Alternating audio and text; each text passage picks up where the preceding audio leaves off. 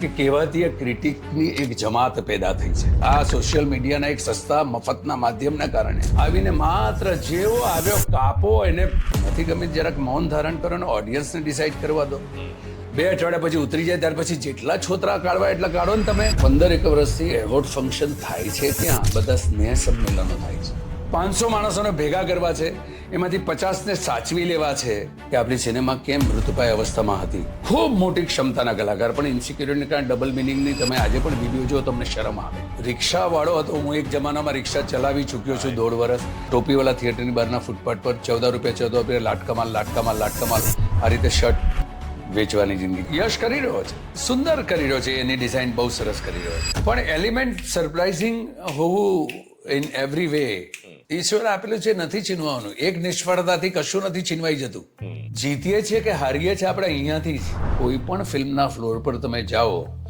ત્યાં તમને કામ સિવાયની એક વાત થતી નથી દેખાતી કૃષ્ણદેવ અને મારી વચ્ચેનો સંબંધ બહુ જુદા પ્રકારનો છે એનું કારણ એ છે કે this man is a risk taker I wanted to be a person of everybody actor તરીકેની જેની 40 વર્ષથી વધારેથી પહેલા શરૂ થઈ માસ કમ્યુનિકેશન પહેલું જ સૂત્ર આવે કે મેક્સિમમ માસ સુધી તમે તમારો થોટને લઈ જઈ શકો તો એના માટેનું કયું મીડિયમ તો સિનેમા તે વખતે ગુજરાતી સિનેમા બહુ પાંગડી અવસ્થામાં હતું એ એક ફેઝમાં ગુજરાતી સિનેમામાં મારું 30મું વર્ષ સો 30th યર મને એમ લાગે છે કે છેલ્લા 5 વર્ષ એ જે પ્રકારના માટે હું દોડતો રહ્યો સો વિલન તરીકે શરૂઆત કરી ટર્બનમાંથી અર્બનમાં આવ્યા મારા ખ્યાલથી કદાચ 14-15 અલગ થયા છે બધા જ મેટ્રોમનીનો રુસ્તમ તમે જુઓ કે નાનખટાઈનો તમે મહાદેવ બારોટ જુઓ ને બીજી તરફ વર્ષ 1 જુઓ અને વર્ષ લેવલ 2 જુઓ કોઈ પણ અભિમાન વગર કહું છું ગુજરાતી સિનેમામાં જે વૈવિધ્યતા ખૂબ નિષ્ઠાથી કરવાનો પ્રયત્ન કર્યા છે ઇન્ડિયન સ્ક્રીનની ઉપર કોઈ એક્ટરના નસીબમાં એટલા નથી લખાયા જો માર્ક માય વર્ડ કુણાલ 5 વર્ષ પછી એ લખાશે કે મેક્સિમમ વેરિએશનની સાથે આપણી ભાષાની અંદર આપણો એક એક્ટર કરીને ગયો 2002માં જન્મેલા હોય 2018માં એકેડેમી જોઈન કરી હોય 2 વર્ષનો અનુભવ લીધો હોય અને પછી સિનેમા કરો એમની પાસે ભૂતકાળનું નોલેજ જ નથી hi guys welcome to yet another episode of the odd pod so આપણા ગુજરાતમાં છે ને જમાઈ એમને કુમાર કહેવાય તો એ હિસાબે આપણે જોવા જઈએ તો આજના જે આપણા ગેસ્ટ છે આખા ગુજરાતના જમાઈ કહેવાય let's welcome the very talented supremely versatile, the one and only, the superstar, Hiten Kumar. Welcome to the Odd Pod. Thank you so much. પણ કુમારની ઘટનાઓના એ પાછળ કુમાર રાખવાનું કારણ પણ કુણાલ જુદું છે અચ્છા સુપરસ્ટારનો બહુ ભાર લાગે એટલે એ બી આપણે વિશેષણ કાઢી જ નાખીએ એક્ટર અને વ્યક્તિ તરીકે વાત કરીએ કુમાર એટલા માટે રાખેલું કે હું જ્યારે આવ્યો ને ત્યારે મેં કાસ્ટિઝમ પુષ્કળ નોટિસ કર્યું હતું ઓકે કે વાળા આવે કે ત્રિવેદીસ છે પર્ટિક્યુલર આ છે પર્ટિક્યુલર ઠાકોર્સ છે I wanted to be a person of everybody એટલે મારું સ્કૂલમાં નામ હતું હિતેન કુમાર ઈશ્વરલાલ મહેતા તો એ વખતે દેવે ફોર્સિંગ મી મારી પહેલી ફિલ્મ તો મેં હિતેન મહેતા તરીકે કરી હતી અચ્છા પણ પછી કન્ફ્યુઝન થવા માંડ્યું કે આમાં સન ઓફ રમેશ મહેતા આપણે એક બહુ જાણીતા કલાકાર હતા એટલે કીધું નહીં આ કન્ફ્યુઝન અવોઇડ કરવું છે તો પછી એ કયું એક કોમન નેમ કે જે બધાને પોતાનું જ લાગે એ પછી વાલ્મિક સમાજ હોય એને પણ પોતાનું લાગે સવર્ણોને પણ પોતાનું લાગે તો એક બેઝિક એક વચ્ચેનો રસ્તો કાઢ્યો તો કુમાર પછીથી મને ખ્યાલ કે કુમાર તો આપણે અહીંયા એમ કહેવાય કે લાલ હિતેન કુમાર એ બધા જમાઈની ઘટના પણ બસ આ એક આઈડેન્ટિટીની સાથે કે બધાને પોતાનો લાગે એ પ્રકારનો એક એમને અનુભવ કરાવો હતો ને I think that was a right decision of mine અને આમ જોવા જઈએ તો કુમાર એ સફળતાનું નામ છે આમ જોવા જઈએ તો દિલીપ કુમાર છે બધાના સ્ક્રીન નામ જો Rajkumar Rajendra Kumar till Akshay Kumar and now Hiten Kumar So sir, how do you feel being the Hiten Kumar? At this stage of my life, I'm having more satisfaction about કે એક્ટર તરીકેની જેની 40 વર્ષથી વધારેથી પહેલા શરૂ થઈ હતી આમ ટોકિંગ અબાઉટ 82ની આસપાસ મારી જર્ની શરૂ થઈ પણ જે કરવાનો તમને અંદરથી તરફડિયા મારતા હો એમાં ઈશ્વર તમને એક તબક્કે થિયેટરમાં જે સ્થાન લેવું હતું એ સ્થાન પહોંચી ગયો હતો 15 વર્ષના રંગભૂમિના એ અનુભવમાં હિન્દી ઇંગ્લિશ ગુજરાતી મરાઠી આ કરતા છતાંય પેલું અંદરથી સંતોષ નહોતો થતો નહીં આપણે આટલી મહેનત કરીને આટલા અદ્ભુત પ્રયોગો કરીએ છીએ પણ મેક્સિમમ સુધી નથી પહોંચી શકતા આપણે તો માસ કમ્યુનિકેશનનો વિદ્યાર્થી માસ કમ્યુનિકેશન પહેલું જ સૂત્ર આવે કે મેક્સિમમ માસ સુધી તમે તમારો થોટને લઈ જઈ શકો તો એના માટેનું કયું મીડિયમ તો સિનેમા તે વખતે ગુજરાતી સિનેમા બહુ પાંગડી અવસ્થામાં હતું એ એક ફેઝમાં. એટલે દરેક યુવકની જેમ આઈ વોઝ ટ્રાઇંગ એટ બોમ્બેનો બોર્ન એન્ડ બ્રોટ અપ, એટલે ત્યાં હિન્દી સિનેમા 4-5 તકોના માટે સ્ટ્રગલો કરે. આજે જે બધા જાણીતા એક્ટરો છે એ દરમિયાનની મારા ફેઝની વાત કરું. પણ એ દરમિયાન કોલિંગ અને અમુક અનુભવો એવા થયા કે મરાઠી મિત્રોની સાથે મરાઠી નાટકોની વાતો કરીએ ત્યારે એ લોકો બહુ ગૌરવથી વાત કરે, સિનેમાની વાત કરે તો ગૌરવથી. અમારી આ ફિલ્મ નેશનલ તરફ પહોંચી અને મને યંગસ્ટર તરીકે એમ થાય કે યાર થિયેટર આટલું બધું મસ્ત કરી રહ્યા છે આપણે ગુજરાતીમાં, આપણું સિનેમા કેમ ક્યાંક સ્ટેગ્નન્ટ થઈ ગયું છે. સો એ ખટકો હતો અને ઈશ્વરે 96માં પહેલો પ્રોજેક્ટ અહીંયા મને ઓફર થયો અને દેટ વોઝ વિલન, ઊંચી મેડીના ઊંચા મોલ. અને પછીની સફળતા ઊંચી મેડીના ઊંચા મોલમાં આઈ એન્જોયડ એઝ અ વિલન, કારણ કે મારું તો વિલન જ બધું મિડલ ક્લાસમાંથી એબ્સોલ્યુટલી લોઅર મિડલ ક્લાસમાં મારો ગ્રોથ થયેલો, જન્મ થયેલો. તો તમે અમુક કોમ્પ્લેક્સીસ સાથે કુણાલ જીવતા હો, એટલે you can not imagine yourself as a hero. આજે પણ નથી મારી જાતને સ્વીકારી શકતો, પણ ઓડિયન્સ અને ઈશ્વરની ઈચ્છા હશે. So I did my first film, got state award, અને પહેલી ફિલ્મ હતી જે 1 કરોડ એ વખતે ક્રોસ કર્યું હતું. અને પછી દેશરેની જર્નીથી એક એવા તબક્કા પર પહોંચી ગયો કે એક્ટર તરીકે મારે કરવું તો પુષ્કળ, અને મેં કર્યા પણ. હીરોમાં પણ જેટલા કેટેગરીઝની અંદર વેરિએશન થઈ શકે એટલા કર્યા, પણ એક ચોક્કસ બોક્સ હોય. પણ finest phase being Hiten Kumar, એ છેલ્લા હું 6 વર્ષથી આમ એન્જોઈંગ, કે જે એક્ટર તરીકે આમ તમને એમ થાય કે આ પણ કરી લેવું છે, આ પણ કરવું છે, ને આપણી ભાષામાં કરવું છે, લિમિટેડ આપણા સોર્સિસની સાથે કરવું છે, અને કરવા મળી રહ્યો છે. I am the finest phase of my life Kunal. I am enjoying this identity, જેના માટે મેં 40 વર્ષ, અને ગુજરાતી સિનેમામાં મારું 30મું વર્ષ. 96 I entered and this is 2026. So 30th year. મને એમ લાગે છે કે છેલ્લા 5 વર્ષ એ જે પ્રકારના માટે હું દોડતો રહ્યો, આઈ રીચ ઓન ધેટ. હવે એ મેદાનમાં કેટલા બીજા નાના ટેકરાઓ સર કરવાના છે, which I am doing it. Wow. So villain તરીકે શરૂઆત કરી, ત્યારબાદ રોમેન્ટિક પ્રેમીની કઈ ઇમેજ ઊભી થઈ ખાસા વર્ષો સુધી, દોઢ દાયકો, 15 વર્ષ. પછી ટર્બનમાંથી અર્બનમાં આવ્યા, અને અર્બનમાં કેટલા જુદા જુદા પાત્રો, અઢળક જુદા જુદા પાત્રો છેલ્લા 5 વર્ષમાં. મારા ખ્યાલથી કદાચ 14-15 અલગ અલગ રોલ્સ થયા છે બધા જ.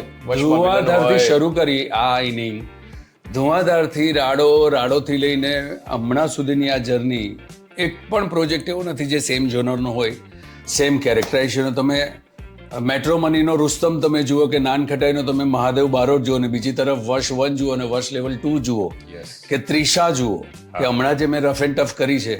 આટલા વેરિએશન્સ હું કોઈ પણ અભિમાન વગર કહું છું કે ટોટલ આપણે એનાલિસિસ કરીએ ને તો ગુજરાતી સિનેમામાં જે વૈવિધ્યતા ખૂબ નિષ્ઠાથી કરવાનો પ્રયત્ન કર્યા છે, ઇન્ડિયન સ્ક્રીનની ઉપર કોઈ એક્ટરના નસીબમાં એટલા નથી લખાયા.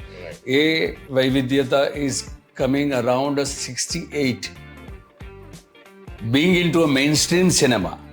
I'll give you example કે દેશરેનો રામલો જુદો, એ જ ફેઝની અંદર મૈયરનો રામલો જુદો, કે પાલવડાનો દેવલો પણ મારો જુદો હશે, જન્મદાતાનો વિશ્વનાથ વિરાણી જુદો હશે. જે મારે કરવું હતું, પણ મારે એ છે ને વ્હાઇટ શેડમાં મારે કરવું પડતું હતું એઝ અ હીરો. હવે મારી પાસે છૂટો દોર છે કે yes, anything exciting which I can convert, which I can transform into. અને આજે નહીં નોટિસ થાય, પણ આઈ promise you, you will mark my word Kunal, 5 વર્ષ પછી એ લખાશે કે મેક્સિમમ વેરિએશનની સાથે આપણી ભાષાની અંદર આપણો એક એક્ટર કરીને ગયો. ક્યાં વાત છે. તો આટલું બધું વૈવિધ્ય જે છે પાત્રો ભજવવાનું, એ આપની વર્સેટાલિટીને આભારી છે. શું છે એની પાછળ magic? How do you manage this? એક્ટરનો અર્થ શું કુણાલ? આપણે એક શબ્દ બહુ સાંભળ્યો છે, પરકાયા પ્રવેશ, શાસ્ત્રોક્ત રીતે નાટ્યશાસ્ત્રમાં લખ્યું હોય, જે મને રિયલાઇઝ થઈ ગયો હતો 2001ની આસપાસમાં, કે એવરી ડે હું જાઉં અને સેમ જ ચહેરાની સાથે સેમ જ અભિવ્યક્તિઓ હું કર્યા કરું તો મારા પાત્રો જુદા કેવી રીતે બનશે. અને એ જે દિવસે મને મૈયરના ફેઝમાં ખબર પડી કે સંદીપની સાથેના પ્રથમ ફિલ્મ, આપણા જે આજના ખૂબ જાણીતા ડિરેક્ટર, એ મારી 3જી ફિલ્મ મેં એ વખતે દેશરેની સફળતા પછી સૌથી પહેલી આરતી સંદીપની મેં એક્સેપ્ટ કરી હતી, કારણ કે વર્ષા અડાલજાની નોવેલ પર આવ્યો તો મુંબઈથી, નવું સિનેમા કરવા માટે આવ્યો હતો, જેને આજે લોકોએ ટર્બન ટેગિંગ આપ્યું છે. એ તો 99માં શરૂ થઈ ગયું હતું. શૈલેષ પ્રજાપતિએ સૌમ્ય અને અભિજાતની સાથે મળીને આ કરેલા પ્રોજેક્ટ છે, કે એ પણ શહેરને સેન્ટ્રિક રાખીને એ વાર્તાઓ વણવામાં આવી હતી. કરવું હતું એ, પણ ત્યાંથી લઈને હમણાંના આ દોર દરમિયાન એ આખી વસ્તુની જર્નીમાં જે હું શીખીને મુંબઈથી આવ્યો તો એ અનલર્ન કરીને શીખવાની એટલી બધી મજા પડી છે. તો એવરી પ્રોજેક્ટ ઇઝ, હવે રફ એન્ડ ટફ કન્યા પતાવીને આવ્યો છું, એ જ રાતે એ ખોર્યું તમે પાછળ મૂકી દો, ઓકે એ પતી ગયું, હવે એમાં નહીં જીવવાનું આપણે, લેટ અસ મૂવ, હવે નેક્સ્ટ મારી જે છે ચાલો આવો છો ને. સો એ આખું characterization I will try to work out at a very different level. Basically તને કહું ને, I am enjoying as an actor. અને ઈશ્વરનો આભાર કે ઓડિયન્સનો આટલો પ્રેમ, જેન્ઝી પણ કહી શકાય, જે બહુ ડિફિકલ્ટ છે કન્વિન્સ કરવું, એ આજે મળી ગયું મને. અને મારું 85% ગુજરાત તો છે, જે તારા મધર કે જીમીના મધર કે એ લોકોને ત્યાં એ લોકોના માટેનો રામલો જ છે. એ કયા એક્ટરના નસીબમાં છે કે 30 વર્ષ જૂનું એ પાત્ર આજે પણ લોકોમાં જીવંત હોય. અને એટલે જ મેં એક્સપેરિમેન્ટ કર્યા કે એક બાજુ વર્ષ લેવલ 2 મારી રિલીઝ છે, 3 અઠવાડિયા પછી મૈયર રિલીઝ કરું છું, એને પણ આટલો જ ઉત્તમ પ્રતિસાદ મળે છે, જેનો ફાયદો લાલાને થયો, કારણ કે બી ટાયર અને સી ટાયરને લોકો મલ્ટીપ્લેક્સ નહોતા આવતા. So again I am rough and ટફની સાથે I will come out with my Palavde, એ જમાનાની ક્લાસિક, જે ટેકનિકલી એટલી જ સુંદર હતી, જે હું ફરી પાછી એને રિલીઝ કરીશ. So B and C tier will have that pleasure to come into multiplex. આપણી પાસે મોટું માર્કેટ છે, આપણે એક્સપ્લોઇટ નથી કર્યું. 5 કરોડ જનતામાંથી તમે વિચાર કરો કે એ જમાનામાં 1 કરોડ વ્યક્તિઓ તમારા થિયેટરમાં આવતા, આજે 5 લાખ માત્ર ઓડિયન્સ આવે છે ને તો આપણે ખુશ થઈ જઈએ છીએ. મારું સપનું એ છે કે જતા પહેલા એ 1 કરોડ ઓડિયન્સ આપણું થિયેટરમાં આવીને જુએ, તો તમે વિચારો કે આપણી ઇન્ડસ્ટ્રી ક્યાંથી ક્યાં બૂમ થઈ છે. Very true. So I am trying very hard for that. Right. તો સર, આપણે તો આખું ટ્રાન્ઝિશન જોયું છે, આખું ટ્રાન્સફોર્મેશન જોયું છે. દેશરે જોયા, રાધા પરદેશ જોયા, મારા ખ્યાલથી 22 કરોડથી વધારે 22 કરોડ ઓફિશિયલ. એ જમાનામાં 7 રૂપિયા અને 11 રૂપિયાની ટિકિટનો દર, બોલો આજે આપણે 125 થી 250 રૂપિયાનો દર, રાઈટ છે. એ સમયમાં, એટલે આજના કેલ્ક્યુલેશનમાં it is more than 200 crore absolutely official. Unofficial તો એ જમાનામાં એવું હતું કે 700ની કેપેસિટી હોય અને 200 માણસો એમને બેઠા હોય, જે તમારા મેનેજરો મેનેજ કરતા હોય, રાઈટ, એ પૈસાઓ. કે સીડીનો જમાનો હતો, કે સીડી આજે પણ લોકોને ત્યાં સચવાયેલી છે, કે જેમાં સંવાદો અને ગીતોની સાથે રેકડીઓ પર વેચાય, એના તો કોઈ હિસાબ જ નથી. સો આટલું મોટું પોટેન્શિયલ ધરાવતું માર્કેટ કેમ આપણે સીમિત માત્ર મેટ્રો સેન્ટ્રિક સિનેમામાં બાંધી દીધું છે? તો આઈ વોન્ટ ટુ પ્રૂવ કે નવું ફાલ આવ્યો ને એ બિચારાઓનો વાંક નથી. 2002માં જન્મેલા હોય, 2018માં એકેડેમી જોઈન કરી હોય, 2 વર્ષનો અનુભવ લીધો હોય, અને પછી સિનેમા કરો, એમની પાસે ભૂતકાળનું નોલેજ જ નથી કે આપણી ક્ષમતા શું છે. હવે ધીમે આ 5-7 વર્ષમાં એમની સાથે કમ્યુનિકેશન કરતા દે રિયલાઇઝ, મૈયર આવે કે લાલો આવે, દે રિયલાઇઝ કે નહીં યાર, આ દુનિયા કરતાં પેલી દુનિયા બહુ મોટી છે. So now we are on the right path. Within 2 years, Kunal, આ ઓડિયન્સની જે પર્સન્ટેજ છે, that is going to boom like anything. Right. કારણ કે હવે આપણા મેકર્સમાં સેન્સિબિલિટી આવી છે, કારણ કે એ બિચારોને ખ્યાલ નહોતો ગુજરાત એકચ્યુઅલ શું છે. જ્યાં સુધી તમારી સોડમની વાત ના કરો, તો માય મિશન ઇઝ કે એ આખા યુથની સાથે સ્મોલ ટાઉન પહોંચવું, સ્મોલ ટાઉનના ઓડિયન્સને ગેધર કરીએ. તો તાકાત તો આપણામાં એટલી બધી છે આજના યંગસ્ટર્સમાં, કે અસંખ્ય વાર્તાઓ આપણી પાસે છે, આપણી વાર્તાઓ છે, જે આજના જમાનામાં આપણે કન્વર્ટ કરી શકીએ એમ છે. સો દેટ ઇઝ માય એનર્જી. હમણાં બી પેલો બહાર પૂછતો હતો કે આટલી એનર્જી આ એ છે, તો એનર્જી આ છે યાર, હજુ હવે એક ટુકડો નાનકડો બાકી છે, એમાં એટલું બધું કામ પતાવવાનું છે. So I am just putting all the energy in that.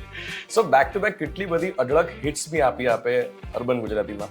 દેશરે જોયાથી તો ઘણી બધી હિટ્સ રહી જ છે. તો હવે એવું કહી શકાય કે હિતેન કુમાર સફળતાની સીડી છે? નહીં, એક વ્યક્તિથી ક્યારેય સફળતા નથી દીધી કુનાલ. એટલે જ મારા નામની પાછળ કુમાર સિવાય કશું જ નથી લગાડતો.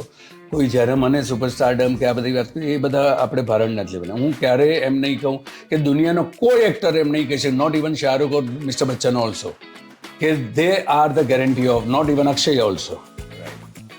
ટીમ વર્ક છે. મારી ફરજ એ છે કે હું જે ટીમમાં જાઉં એ ટીમમાં વાતાવરણ એવું બાંધું કે એનર્જીની સાથે એ રિફ્લેક્ટ તમારું સ્ક્રીનની ઉપર પહોંચે, માર્કેટિંગ સુધી એ લેવલ પહોંચે અને હૃદયથી હૃદય કનેક્ટ કરવાના પ્રયત્ન કરું, એ રસ્તા બતાવી શકું.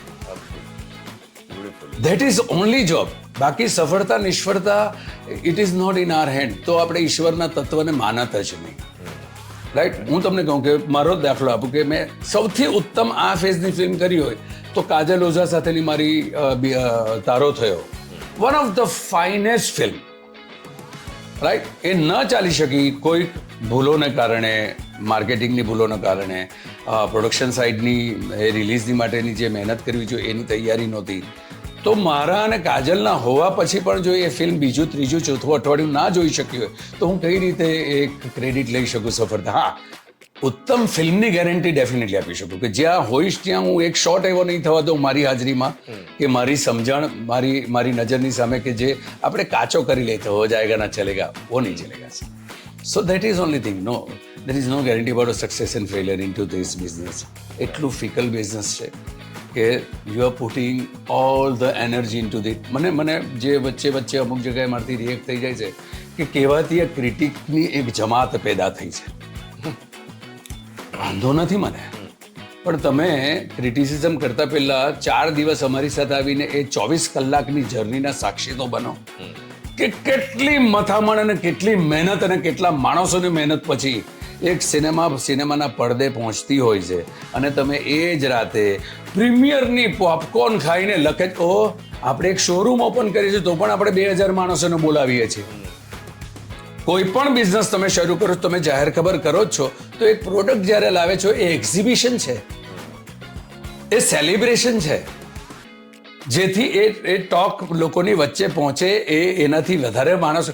પણ એના વિરોધમાં કોને ખબર 15-17 આ સોશિયલ મીડિયાના એક સસ્તા મફતના માધ્યમના કારણે આવીને માત્ર જેવો આવ્યો કાપો એને. મને વાંધો જ નથી, તમે ફિલ્મ જુઓ, ધીરજ રાખો, નથી ગમે જરાક મૌન ધારણ કરો અને ઓડિયન્સને ડિસાઈડ કરવા દો. 2 અઠવાડિયા પછી ઉતરી જાય ત્યાર પછી જેટલા છોતરા કાઢવા એટલા કાઢો ને તમે. માય ઓનલી ધીસ કે પણ આજે તારે ને મારે મળવું છે તો એના માટે પણ આપણે કેટલા દિવસની તૈયારી પછી ભેગા થયા છે. 40 દિવસ 30 દિવસમાં 2 મહિનાના પ્રી પ્રોડક્શન અને 3 મહિનાના પોસ્ટ પ્રોડક્શન પછી કરોડો રૂપિયા અને સેંકડો માણસોની મહેનત પછી એક પ્રોડક્ટ લઈને આવીએ છીએ. આ સસ્તું મળ્યું છે ને લખો એ રાતે જસ્ટ ક્રિટિસિઝમ. એટલે જ ઘણી વખત એવું કહેવામાં આવે છે કે મૂવીઝ અંડરરેટેડ. હવે અંડરરેટેડ એટલે તમે પહેલા જોઈ નહીં. અને મલ્ટીપ્લેક્સની હમણાં જંજાળ એટલી બધી મુશ્કેલ છે. કુણાલ બહુ સાચી વાત કરું છે. Nobody is talking about it. કે પહેલા જે મારો દોર હતો 2 દાયકાનો, એમાં અમે થિયેટર હાયર કરતા કે 70,000માં એક થિયેટર તમે અઠવાડિયાનો હાયર કરો, 2.5 લાખ રૂપિયાનો શેર ત્યાંથી આવતો હોય. અમે બધી જ એનર્જી એમાં નાખીએ તો નિર્માતાના ભાગે 65%થી વધારે આવતું. રાઈટ. આજના દોરમાં 27% વધારે નથી આવતું તમે જે ટિકિટ ખર્ચો છો એમાંથી, જે ખરીદો છો એમાંથી. તો એ બિચારા માટે, ઇન્વેસ્ટર માટે એ રિકવર કરવું કેટલું મુશ્કેલ છે ભાઈ. છતાં પણ આપણે ત્યાં એ હિંમતથી દર વર્ષે ફિલ્મો બનવાની સંખ્યા વધતી જાય છે. તો એને એપ્રિશિએટ કરો ને, એને એપ્રિશિએટ કરો. જે નથી ચાલવાની તો એ ઉતરી જ જવાની છે. તમને કોણે નક્કી કરવાનું કહે છે? Who are you? તમારી પાસે એ લાયકાત કઈ છે એને વધેરી નાખવાની? હું તમને આપું કે હિન્દીમાં એક બહુ જાણીતા ક્રિટિક હતા. એમણે આખી જિંદગી મોટામાં મોટા મેકર્સની ફિલ્મોને છોડિયા ફાડી નાખ્યા એ લોકોએ. એ જ્યારે નિર્માતા દિગ્દર્શક બનીને આવ્યા તો 3 શો એ ફિલ્મ નહોતી ચાલી. તો કોના જ્ઞાનને તમે સાચું માનશો?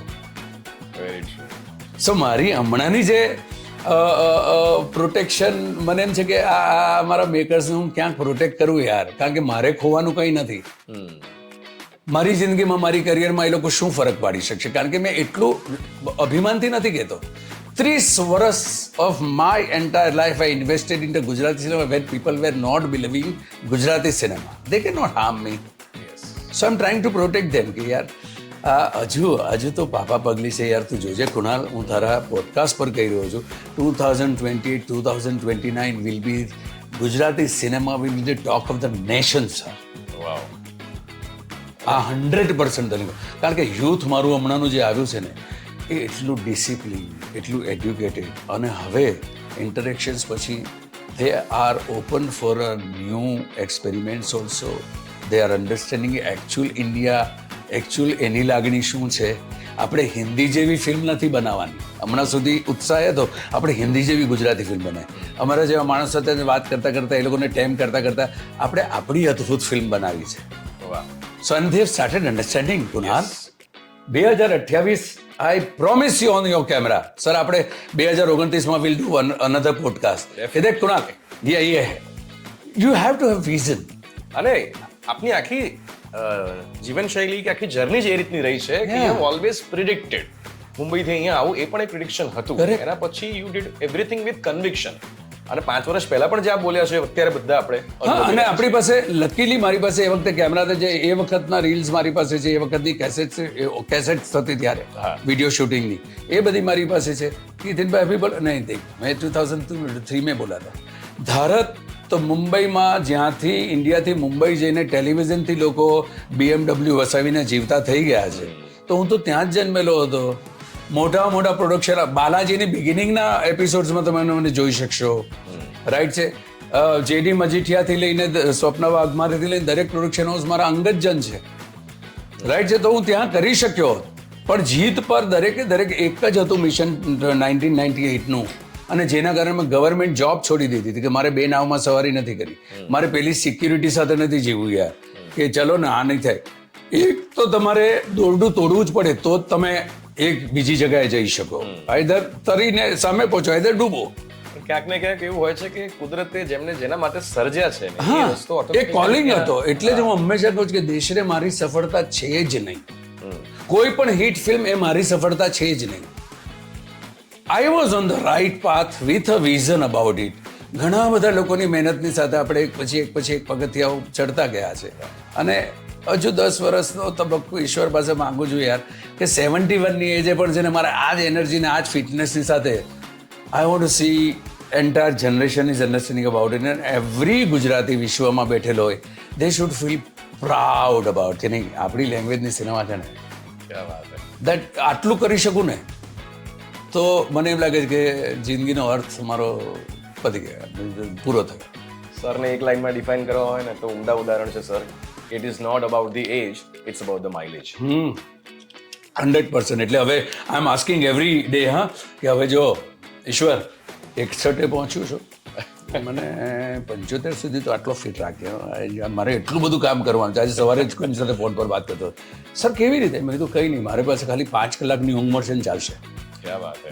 18 hours ટ્રાવેલ. તમે થાકતા નથી? No, I am not feeling tired at all. હા, શરીર થાકે છે તો પછી મારી ગાડીમાં કે 4 કલાક 5 કલાકની ઊંઘ, દેટ ઇઝ ઇનફ. મને એમ થાય કે તારી સાથે આજે તો કેટલું બેસ્ટ આપણે વાતો કરીએ, કારણ કે ડોક્યુમેન્ટેશન છે. તારું પોડકાસ્ટ છે, ડોક્યુમેન્ટેશન છે. આપણે ત્યાં આર્કાઇવ્સ નથી બનતી. આપણે તો અનફોર્ચ્યુનેટલી એ અવેરનેસ હવે ધીમે ધીમે જે બી તારીને મારી વચ્ચે ચર્ચા થશે એ આજે નહીં તો 10 વર્ષ પછી ક્યાંક રિવાઇન્ડ કરીને જોવાશે. Right. So I am enjoying યાર, બીજું કંઈ નહીં યાર. I am enjoying life, I am enjoying this journey. Beautiful. તો સર આટલા વર્ષોથી આપ ઇન્ડસ્ટ્રી સાથે જોડાયેલા છો, આટલું બધું જાણો છો ઇન્ડસ્ટ્રીને, so much of knowledge you have, છતાંય કોઈ અવોર્ડ ફંક્શનમાં ક્યાંય આપ જોવા નથી મળતા. એની પાછળનું શું કારણ? 15 વર્ષથી એવોર્ડ ફંક્શન થાય છે ક્યાં? બધા સ્નેહ સંમેલનો થાય છે. Award means what Kunal? આખું વર્ષ તે કામ કર્યું હોય, ખૂબ નિષ્ઠાથી કામ કર્યું હોય, અને એ 10 માણસોએ કામ કર્યું હોય, એમાંથી શ્રેષ્ઠને તમે આપો ને. અહીંયા 500 માણસોને ભેગા કરવા છે, એમાંથી 50ને સાચવી લેવા છે. આ પણ ખુશ, પેલો પણ નારાજ ના થાય, પેલી પણ નારાજ ના થાય. એ બધી ગણતરીઓ જ્યારથી મને રિયલાઇઝ થવા માંડી ત્યારથી મને એમ થાય છે કે સ્નેહ એટલો સમય હું ફેમિલીને ના આપું કે 2 દિવસ એમાં વેડફું, એના કરતાં 2 દિવસ હું મારી ફેમિલી સાથે ગાળું. કારણ કે હું ઓન કેમેરા કહું છું, એવોર્ડ ફંક્શનના સાચા તત્વ સાથે થતો એવોર્ડ ફંક્શન મને તમે બતાવો. બધા સ્નેહ સંમેલનો છે. જ્યારે મુંબઈમાં શરૂ થયો ત્યારે પહેલા 7 વર્ષ આ જ નિષ્ઠાથી અને આ શ્રદ્ધાથી આઈ સપોર્ટેડ ધેમ. 8મા વર્ષે મને ખબર પડી કે નહીં યાર, જે કેટેગરીઝ નથી એ બધી એનાઉન્સ થવા માટે આને ખુશ રાખવા, તેને ખુશ રાખવા, ફલાણાને ખુશ રાખવા. અને બીજું આપણે ત્યાં કહેવાતા મહાન જ્યુરી જે કદાચ વિવાદ કરે, બટ ઓન કેમેરા મને કોઈ ડર નથી. જ્યુરી એ સરકારનો વાંક નથી. સરકારે સ્ટેટ એવોર્ડની અંદર એક માણસ જે શરૂઆતમાં 10 વર્ષમાં કદાચ રેકોર્ડ છે કે 7 સ્ટેટ એવોર્ડ એક પણ ફોનનું ચકરડું કે સચિવાલયના પગથિયા ચડ્યા વગર જે માણસ પામી શકતો હોય છેલ્લા 15 વર્ષથી એક સ્ટેટ એવોર્ડ ના નોમિનેશનમાં પણ નથી હોતો. ફરિયાદ નથી કરી રહ્યો, આ સત્ય હકીકત કહી રહ્યો છું. એના ન આવવાથી મારી જિંદગીમાં કંઈ ફરક જ નથી પડતો. મારે ત્યાં તો ઓફિસમાં ને ઘરે આવે ને તો એવોર્ડ મૂકવાની જગ્યા નથી, એટલા એવોર્ડ છે. પણ જે પરમ સત્ય છે, જેની પર કોઈ નથી બોલતું, જેની પર ક્યાંક આંખ ઉખાડવી જરૂર છે, એ કહેવાતા મહાન જ્યુરીના મિત્રો જે 10 જણા ભેગા થાય, એના 5 વર્ષના માત્ર નામો મંગાવો ને એમાંથી 70% માણસો પોતે સ્ટ્રગલ કરી રહ્યા છે, જેમણે હજુ કશું પુરવાર નથી કર્યું. એ તમારી શ્રેષ્ઠતા પુરવાર કરશે? જે પ્રાઇવેટ ફંક્શન થઈ રહ્યા છે, એક દાખલો આપું, નામ નહીં આપું કારણ કે નામ આપીશ તો એમને માઇલેજ મળશે. એક એવોર્ડ ફંક્શન જે છેલ્લામાં છેલ્લો, જેનો પણ વિડીયો બનાવી મેં તત્કાળ મૂકી દીધો તો એવોર્ડ પાછો આપીને મેં ધુઆધારથી આ ઇનિંગ શરૂ કરી. જ્યુરીના મહાન કહેવાતા, એમાં જાણીતા, ભણેલા ગણેલા બધા મોટા નામો, એમને ખબર હશે હું કોના માટે બોલું છું. હું કેમેરા કહી રહ્યો છું, તમે સમજજો મારી વાતને, જરા વિચારજો. આટલો આદર આપું છું તમને. ધુઆધાર નામની મારી ફિલ્મ, એમાં મેં 14 સીનનો રોલ કર્યો અને મેં મારાથી જે થઈ શકે અદ્ભુત કર્યો. Audience loved it, right. કેટેગરીમાં આવ્યું બેસ્ટ સપોર્ટિંગ. તો મારો પ્રશ્ન હતો કેમ બેસ્ટ સપોર્ટિંગ? હું એમ નથી કીધું મને આપો જ. ગોડફાધરમાં જો માર્લોન બ્રાન્ડોને 7 સીનમાં જો ઓસ્કાર સુધી મેઇન કેટેગરીમાં આવે તો તમે લેન્થ જોઈને તમે બેસ્ટ સપોર્ટિંગમાં આપશો? ચાલો એમની વિનંતીને માન આપીને હું પાછો ત્યાં જાઉં છું કે ચાલો આમની કંઈક ભૂલ થઈ હશે. પછી એનાઉન્સ કરવામાં આવે બેસ્ટ સપોર્ટિંગમાં ભાઈ શેરિંગ વિથ સમવન, એ પણ ટેલેન્ટેડ એક્ટર, જેને ખૂબ પ્રેમ કરું છું, ચેતન દહિયા, મારો બહુ ગમતો એક્ટર. તો મને એમ થાય કે બેસ્ટ સપોર્ટિંગ, એણે આટલા વર્ષ મહેનત કરી છે તો હું એનો એવોર્ડ શું કામ શેર કરું? તું સમજે છે? એક એવોર્ડ એક એવી સહજ હોય છે જ્યાં આખા વર્ષ એને કુટુંબને સમય નથી આપી શક્યો, બીજાના માટે જઈને પોતાની જાતને આટલી પીડાઓ આપીને તમે કેરેક્ટર નિર્માણ કર્યું હોય તો આઈધર તમે મને નહીં એને આપી દો ને. So I went on the stage અને એ ચેતનને મેં અર્પણ કરીને મેં ત્યાંથી અનાઉન્સમેન્ટ કરી દીધું કે આ કેટેગરી નક્કી કરનાર વ્યક્તિઓને આ પાપ કરવાનો કોઈ હક નથી. કારણ કે આ રોલ માટે, આ કેટેગરીના આ એવોર્ડ માટે ચેતન ઇઝ મોર. મારું તમે જે મેં કર્યું છે એ કેટેગરીમાં પછી તમે બીજા શ્રેષ્ઠને આપો, એમ નથી કે તો મને આપો. I was there in a nomination, someone else won, I will clap for that. આ સમજણ પણ જો કહેવાતા આપણા ભણેલા ગણેલા પ્રાઇવેટ ફંક્શનોમાં જ્યુરી બનતા મહાનુભાવોની પાસે ના હોય તો હું શું કામ મારો દિવસ કે 2 દિવસ એની પર વેડફું યાર? 2 દિવસ ફેમિલી સાથે એન્જોય ના કરું? સો જે દિવસે આપણા ગુજરાતની અંદર એવોર્ડ ફંક્શનમાં હરીફાઈ હોય, હવે તારા આરજેની ઘટના હોય કે તારા પોડકાસ્ટની ઘટના હોય કે બેસ્ટ પોડકાસ્ટર, તો every one have tried for the best, right? તો એ તત્વ જ જ્યારે નથી ત્યારે પેલાને પણ ખુશ, પછી એ કેટેગરીમાં ના હોય એટલે બીજા 5 એનાઉન્સમેન્ટ કરવામાં આવે, ફલાણો એવોર્ડ, ફલાણો એવોર્ડ, કારણ કે બધાને જ ખુશ રાખવા છે. પછી કચ્છમાં પણ થાય ને, અમદાવાદમાં પણ થાય ને, આણંદમાં પણ થાય ને, મુંબઈમાં થાય. તો એ સ્નેહ સંમેલનો છે. સ્નેહ મિલનો કરતા હું ફેમિલી મિલન ના કરું યાર. I will spend maximum time there. અને રહી વાત સરકારની, તો સરકારે શ્રેષ્ઠ આપ્યું છે કુણાલ, આપણી ગુજરાતની સરકારે. પણ એ કેટેગરીઝ અને એ એવોર્ડ્સ કોણ લાયક છે કોણ નાલાયક છે નક્કી કરનારનું જે જ્યુરી છે એમાંથી 70% જ્યુરી નાલાયક છે. આ તું રિપીટ કરજે વિચ આઈ એમ સેઇંગ. એ 5 વર્ષના નામ બોલાવવામાં આવે તો એની અંદરના જે 70% જણ જે છે ને એ લોકો એ જ્યુરી બનવાને લાયક સુદ્ધા નથી. અને આમાં બિચારી સરકારનો વાંક નથી. સરકારને સલામ કરું છું કે આટલી સરસ ફેસિલિટી આપી છે. નક્કી કરનાર તારું મારું, તને બી ખુશ રાખું, તું મારું સાચવી લેજે, તું પેલાનું સાચવી લેજે, ટીમકાનું સાચવી લેજે. આ અંગુર ખટ્ટે છે જ નહીં. જોઈએ તો મને તમે સદા મારા જીવનભર માટે એવોર્ડની નામમાંથી બાકાત કરી નાખો, મને કોઈ ફરક જ નથી પડતો. આ જે મુદ્દાઓ છે ને, અમુક ઇન્સિક્યુરિટીને કારણે અમુક બોલતા નથી, કોઈ નથી બોલતું, પણ મારી પાસે ખોવા માટે કંઈ છે જ નહીં યાર. તમે શું બગાડી લેશો? લોકોના હૃદયમાં મારા માટેનો જે પ્રેમ છે એ તમે છીનવી શકશો? પણ છતાંય આપના આટલા બધા અઢળક જે ફેન્સ છે એ જોવા ઈચ્છતા હશે તો શું બદલાશે ત્યારે હિતેન કુમાર પાછા અવોર્ડ ફંક્શનમાં આવશે? એવું જેન્યુન થતો જેવી રીતે 5 તારીખે એક સરસ મજાનું નિમંત્રણ આવ્યું છે તો એ હું જઈશ. એ ચીફ મિનિસ્ટરના લેવલ પર છે. દે વેલ્યુ જ્યાં જ્યુરી આ કહેવાથી જ્યુરીઓ ના હોય કે એવા જ પ્રતિષ્ઠિત એવોર્ડો છે જ્યાં હા હું એમ કહેતો જ નથી કુણાલ કે મને એવોર્ડ આપો. જે દિવસે મેં ડબિંગ પતાવ્યું મને જોઈને લાગે છે મેં શ્રેષ્ઠતમ કર્યું છે. મારી જાનકીએ નેશનલ વિન કર્યો છે, મારા હિસાબે મેં વિન કર્યો છે. યુ ગોટ મી. મારી કિસ્મતમાં ઈશ્વરે લખ્યો છે ત્યારે મને એ પ્રકારના જે ઓનેસ્ટ એવોર્ડ છે મળશે. અને બાકી તો માત્ર 1.5 મિનિટનો મારો વિડીયો છે ને મારા ઓડિયન્સ માટે એમને પોતીકો લાગે છે. એમના માટે એટલું જ ઇનફ છે કે એમનો તમે મારો સોશિયલ મીડિયા ઓપન કરજો તો એ 100 કમેન્ટ્સમાંથી 15 થી 20 વ્યક્તિઓ સતત ચિંતા કરતા તમારી તબિયત ઠીક છે ને, તમે ઠીક છો ને. આ એવોર્ડ છે ભાઈ. અને એક લાઈન આપે બહુ જ સરસ કીધી કે મારી પાસે ખોવા માટે શું છે most powerful main is who has nothing. I don't have anything to lose. કાલે ઉઠીને એમ થાય કે ઓકે એક લોબિંગ કરીને કઈ વાંધો નહીં, મારી પાસે એક મેકર તો એવો આવશે. એક એ વસ્તુ તો છે કે જે મારે જે લેવલનું કરવું છે. અને મારી એક જ પહેલી શરત હતી જ્યારે મેં શરૂ કર્યું ત્યારે મેં એક ગંદવાડ જોયો હતો કે આપણી સિનેમા કેમ મૃતપાય અવસ્થામાં હતી કે ડબલ મિનિંગ દ્વિઅર્થી ઘટનાઓ. આપણા જાણીતા કહેવાતા બહુ મહાન હાસ્ય કલાકાર, ખૂબ મોટી ક્ષમતાના કલાકાર, પણ ઇન્સિક્યુરિટીને કારણે ડબલ મિનિંગની તમે આજે પણ વિડીયો જો તમને શરમ આવે. મેં નક્કી કર્યું હતું કે એક પણ ફિલ્મ એવી નહીં કરું જે મારી મધરની સાથે કે મારી દીકરી સાથે બેસીને ના જોઈ શકું. તમે વર્ષ પણ માર્ક કરો સાહેબ, વર્ષ 1 અને વર્ષ 2 ની અંદર એક ક્ષણ એવી નથી કે જેની આંખમાં લસ્ટ હોય કે એ સ્ત્રી નામના તત્વની સાથે ક્યાંય ગરિમા ચૂકવાની વાત હોય. અને એ જીદ પર છું ને, એ જીદ પર મારો છેલ્લો પ્રોજેક્ટ થશે ને ત્યાં સુધી મને સંતોષ રહેશે કે yes I didn't got corrupted. આ જ છે ધારણ માર. આપણે હમણાં બેસીને વાત કરી રહ્યા છે, આપણને મજા પડવી જોઈએ બસ. Cinema making I love the biggest medium is કે એવરી ડે હું હમણાં બેઠો છું તો I am trying to learn something from you.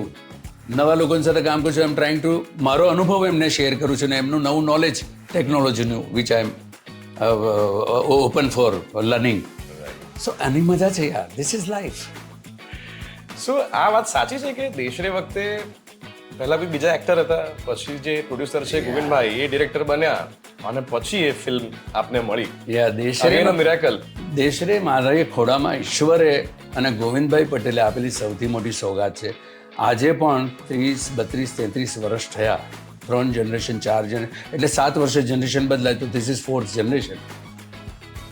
એ તબક્કો એવો હતો, પહેલાં એક ઉપેન્દ્રભાઈનો ફેઝ હતો, ત્યાર પછી અરુણ ભટ્ટ આવ્યા, કિરણ કુમાર, રાજીવ ને આ બધા એક્ટર્સ. પછી નરેશભાઈનો એક બહુ સ્ટ્રોંગ ફેઝ ચાલતો હતો. એ ફેઝમાં એવું કહેવાતું કે એ પર્સનાલિટી અને એ શક્તિ વગર ગુજરાતી સિનેમા બની જ ના શકે. અને પહેલી ફિલ્મ પણ મારી નરેશભાઈ સાથે ખલનાયકની, રાઈટ, રોમા, જે મારી સૌથી મોટી પેર, એમાં એ અને નરેશભાઈ હીરો હિરોઈન અને આઈ વોઝ પ્લેઇંગ ધીસ. અને મારે તો ક્યારે બનવું જ નહોતું યાર. હીરો કોઈ દિવસ સપનું જ ના જોયું કે મને ઓલવેઝ મારા લુકનો કોમ્પ્લેક્સ, મારે આખી ઘટનામાં નૃત્ય ના આવડે યાર. ગીતોની સાથે આપણે કહેલા, આપણે તો થિયેટરની અંદર નાના પાટેકર કે પરેશ રાવલ મારા આઈડિયલ હતા, રાઈટ. મને બહુ જબરજસ્તી જીદની ઉપર દેશરે ઓફર કરવામાં આવી, કારણ કે નિર્માતા, દિગ્દર્શક અને નરેશભાઈની સાથે કંઈક એમના મતભેદ થયા, વર્ષોના એસોસિએશનમાં થાય, અને આમણે કંઈક તત્કાળ નિર્ણય લીધો. મને જ્યારે કહેવામાં આવ્યું ત્યારે હું અમદાવાદમાં વિલનના ચમચાનો રોલ પલ્લવી જોશી સાથે બોરા સ્ટુડિયોમાં આવ્યો શૂટિંગ. મને એમ કે આપણે તો પહેલી ફિલ્મ વિલન થઈ ગઈ છે અને હવે સેટ થઈ ગયા. બોમ્બેમાં 4 તકો મારા હાથમાંથી જતી રહે. હવે ગુજરાતી સિનેમામાં યંગ વિલન તરીકે આઈ બી ડુઈંગ ઓલ બેસ્ટ. અને મને ફોન આવ્યો ગોવિંદભાઈનો કે ક્યારે મુંબઈ આવો છો. અને પછી એમને સમાચાર આપ્યા કે you are going to B my hero. મેં કીધું ગાંડા થઈ ગયા છો, ગુજરાતી સિનેમાનો હું હીરો? નરેશભાઈ વગર ફિલ્મ કોઈ ના જુએ. મને ખલનાયક. એમણે જીદની ઉપર મને કાસ્ટ કર્યો. તું માનીશ કુણાલ, 10 વાગ્યાના મુહૂર્તમાં 9:45 વાગ્યા સુધી એમને રિક્વેસ્ટ કર્યું કે મને રિપ્લેસ કરો, નરેશભાઈને બોલાવી લો, હું ફિરોઝભાઈના રાઇટ હેન્ડ બની જાઉં, આ બધા ગીતો બીતો ના થાય. ગિફ્ટ એટલા માટે કહું છું કે એમના મોઢેથી એક શબ્દ નીકળ્યો, વાક્ય નીકળ્યું, 40 લાખ તમારા જવાના છે કે મારા જવાના છે? તમે હા પાડો તો આપણે મુહૂર્ત કરીએ, નહીં તો પેકઅપ કરી જ ફિલ્મ અહીંયા બંધ કરું છું. And that's how Deshre happen. કહું મને કરેલી ફિલ્મ, કારણ કે સંગીત અને નૃત્યની સાથે, અને નરેશભાઈ એમના નૃત્ય અને મ્યુઝિકના માટે આટલા પોપ્યુલર, આજે પણ લોકો નરેશભાઈને યાદ કરે છે. મેં કીધું એમના પેગડામાં કેવી રીતે પગ મારાથી નખાય, પણ ઇટ વોઝ ડેસ્ટાઇન્ડ. તો એ નૃત્ય પરથી ડાન્સ માટે એ વાત સાચી છે કે આપ ડાન્સ ખાસ શીખવા માટે વડોદરા મુંબઈ જતા, પછી ત્યાંથી પાછા આવતા? અરે ભાઈ, એ તો બધી એવી કોમિક ઘટનાઓ છે કે હું ડાન્સ માસ્ટરને કરપ્ટ કરતો.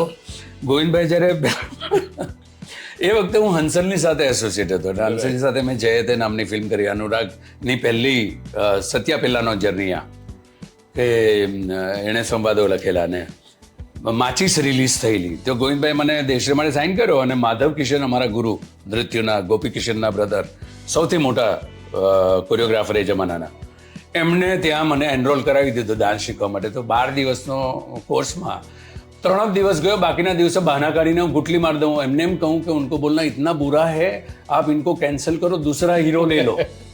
પણ એ માણસે 3 દિવસમાં કંઈક એવું જોયું હશે, ખૂબ વઢીને મને 12મા દિવસે ગોવિંદભાઈનો ફોન આવ્યો તો કે આપકા લડકા તૈયાર હૈ, આપ મુહૂર્ત કા ડેટ અનાઉન્સ કીજીએ.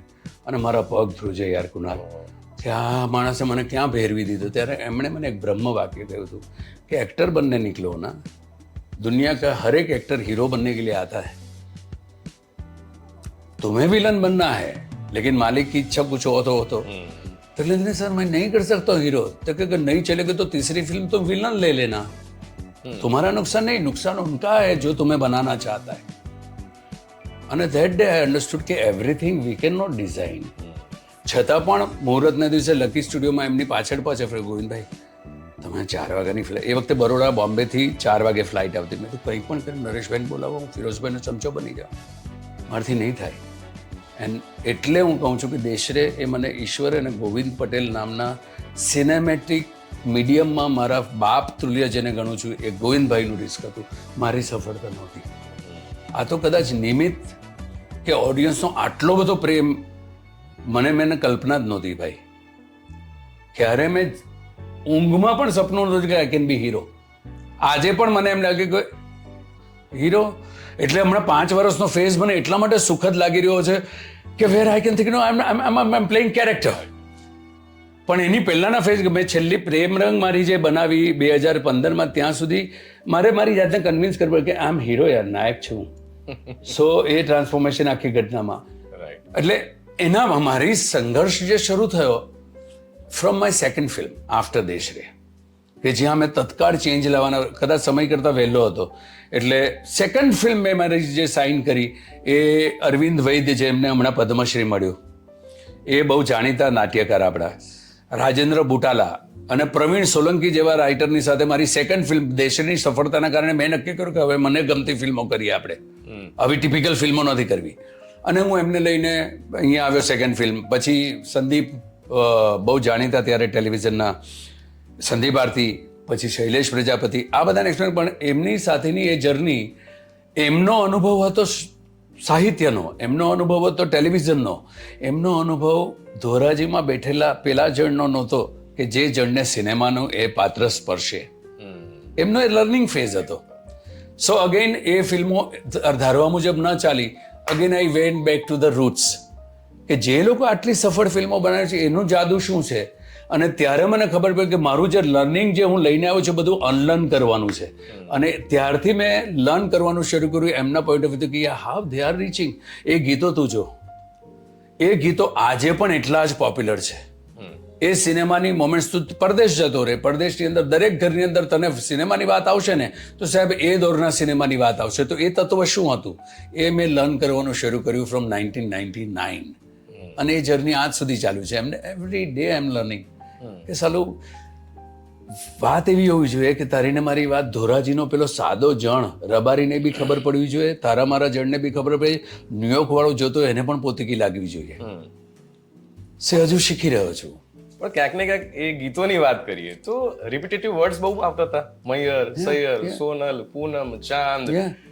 તો અને ઢાળ મોટા ભાગના ગીતોના જોવો તો ફોક ના હોય કે ગરબા ના હોય. તો એ ડાન્સ સ્ટેપ્સમાં ક્યાંક ને ક્યાંક હિતેન કુમારને કંટાળો આવતો હતો. શરૂઆતની 2-3 ફિલ્મમાં આવી, પણ પછી મને એક એ પ્રકારની એમના તરફથી એડવાઇસ મળી, જરા મારા કોરિયોગ્રાફર હતા, કે તમને સ્ટેપ્સ કેટલા આવે ને તાલ કેટલા તમે ચૂકો છો એ મહત્વનું નથી, તમે ગીતને કઈ રીતે એન્જોય કરો છો. જે ગોવિંદા કરે છે, જે બચ્ચન સાહેબ કરે છે. બચ્ચન સાહેબ was not a good dancer. એ લોકોએ વારંવાર મને કહેવામાં કે આ બે વ્યક્તિઓને તું જો, they are not learned dancers, but the way they are enjoying songs, you start doing. અને જે દિવસથી મેં મારા ગીતો એન્જોય કરવાનું શરૂ કર્યું તો મારા માઇનસ પોઈન્ટ મારા ટ્રેન્ડ બનવા માંડ્યા. And then it became a style. Identity style, yes. અને પછી એ દર વખતે મારો ઉત્સાહ વધારતા કે નહીં યાર, જરૂરી નથી કે 1 2 3 4 ના દરેક બબીસું પકડી શકું, પણ હું એ લાઈન જો હું પ્રોપર વેથી મારા અભિનયથી હું જો એ લોકોના હૃદય સુધી પહોંચાડી શકું, and that became my victory. Right. કે મૈયરના સોંગ તો દેશરેના સોંગ જો તારાના મારા પહેલી ફિલ્મ જે દેશરેના ગીતો ફિલ્મ પતે ને ગયો ને ત્યારે કેસેટ ચાલતી, તો મારી વાઈફ સોનલની સાથે રાતે ડ્રાઈવ પર નીકળું. એ વખતે ડ્રિંક એન્ડ ડ્રાઈવ પ્રોબ્લેમ નહોતો, એટલે એના પૈસાની બિયર ખરીદું અને એના જ પૈસાની આજ સુધી અરે વાહ. સોનલના પૈસાની જ બિયર કોલેજ કાળથી હમણાં સુધી મારો ખર્ચો તો એની પાસેથી જ લઉં, મારી ભલે બીજું બધું એ સંભાળતી હોય. તો એને કેસેટ નાખી અને મને ખ્યાલ જ નહીં યાર, શહેરનો જન્મેલો માણસ. મેં કીધું સોનલ આ પતાવીને આવે છે, મેજર ફ્લોપ થવા છે. હજુના આજના જમાનામાં 99માં આ લોકો છે ને આ ઓલી રાધડી રહીને આ બધા ગીતો કરે છે. I was so stupid. આજે પણ એ રાધડી એટલી જ પોપ્યુલર છે સાહેબ. અને એ જ્યારે મને રિયલાઇઝેશન થયું કે નહીં, આપણે ક્યારેય એમ નહીં માનું કે આપણે સર્વ જ્ઞાન ધરાવીએ છીએ. નહીં નહીં નહીં, આપણે જે ટુકડામાં જીવતા હોય એ ટુકડાના 5 વ્યક્તિઓની વચ્ચે આપણે શ્રેષ્ઠ તો આપણને એમ લાગે આપણે જ્ઞાની છે. નો નો નો, દુનિયા આટલી વિશાળ છે યાર. એન્ડ માય ગીતોના મેજિક એક પણ ગીત એવું નહીં કુણાલ, આટલા પોપ્યુલર ને આટલી ગ્રેટ લવ સ્ટોરીઝ તમારી જનરેશન જોઈએ નહીં તો I can recommend that films કે તમે આ ફિલ્મ જુઓ. I will invite you in the premiere of my Palavade also આ વખતે રિલીઝમાં. You watch. તારી જનરેશન પર તું જઈશ ને બહાર ત્યારે તું મોઇસ્ટ આંખની સાથે બહાર જઈશ, અમારી ગેરંટી હશે. એ એવા ક્લાસિક્સ પણ ત્યારે બન્યા છે. પણ I started enjoying my songs કે એમાં શું મારે અભિનીત કરવાનું છે. રાઈટ. એ જે દિવસે શીખ્યું ત્યારે તાલ મારે 5-2 હું હજુ પણ કહું છું ઓન કેમેરા કે I am the worst dancer, but I'm finest actor who delivers songs so beautifully. અને એ પણ ગરિમા સાથે કે તારી વાઈફને જોવામાં કઠણ ને તારી દીકરી હોય તો એને જોવામાં તારી મધર વિલ લવ કે આ મારો રામલો આ કરી રહ્યો છે, and they will watch like this. આ purity, that was the key of my success in my songs. Unfortunately એમ કહેવાય છે, એ પણ તને વાત કરી દઉં જ્યારે બેઠા છે ત્યારે કે સુવર્ણકાળ પેલો હતો, સુવર્ણકાળ આ હતો. પછી એક તબક્કાને જ યાદ કરીને મૂકી દેવામાં આવે છે કે ઉપેન્દ્રભાઈના ફેસ પછી નરેશભાઈનો ફેસ કમાલ હતો. એમની ગેરહાજરીમાં પણ કહું છું, એમના માટે 1.5 કલાકના મેં ઓડિયો અને વિડીયો કરીને મેં લોકોની વચ્ચે એમની જર્ની વિશે વાત કરી છે, કારણ કે એક ગરીબીમાંથી ક્યાંથી ક્યાં પહોંચ્યા એ લોકો સલામને લાયક છે.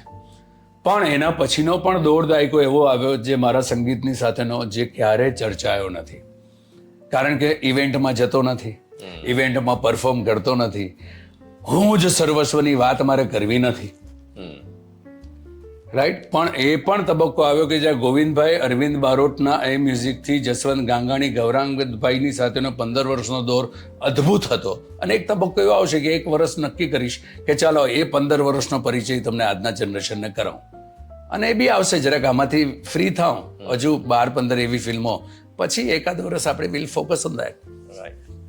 સોંગ્સ પરથી ડાયલોગ પર જઈએ. એ જમાનામાં ત્યાં મોટાભાગની હિરોઈન્સ નોન ગુજરાતી હતી. આપનું ગુજરાતી એકદમ સ્પષ્ટ, રૂમા મેમ હોય, આનંદી મેમ હોય, કેમિસ્ટ્રી બહુ સરસ તરીને આવતી હતી. પણ એ ચેલેન્જિંગ રહેતું હતું ત્યારે, ખૂબ ચેલેન્જિંગ. એમાં કુણાલ એ દોરમાં મારી જે ડાયલોગ ડિલિવરી છે ને એ ત્યારે શરૂઆત આપણે ત્યાં છે ને જૂની રંગભૂમિ પ્રમાણે પરફોર્મ થતું. તમે જુઓ, with all due respect to all my masters, એમણે જે સંવાદો બોલ્યા એ સંવાદની લઢણમાં જ બોલ્યા.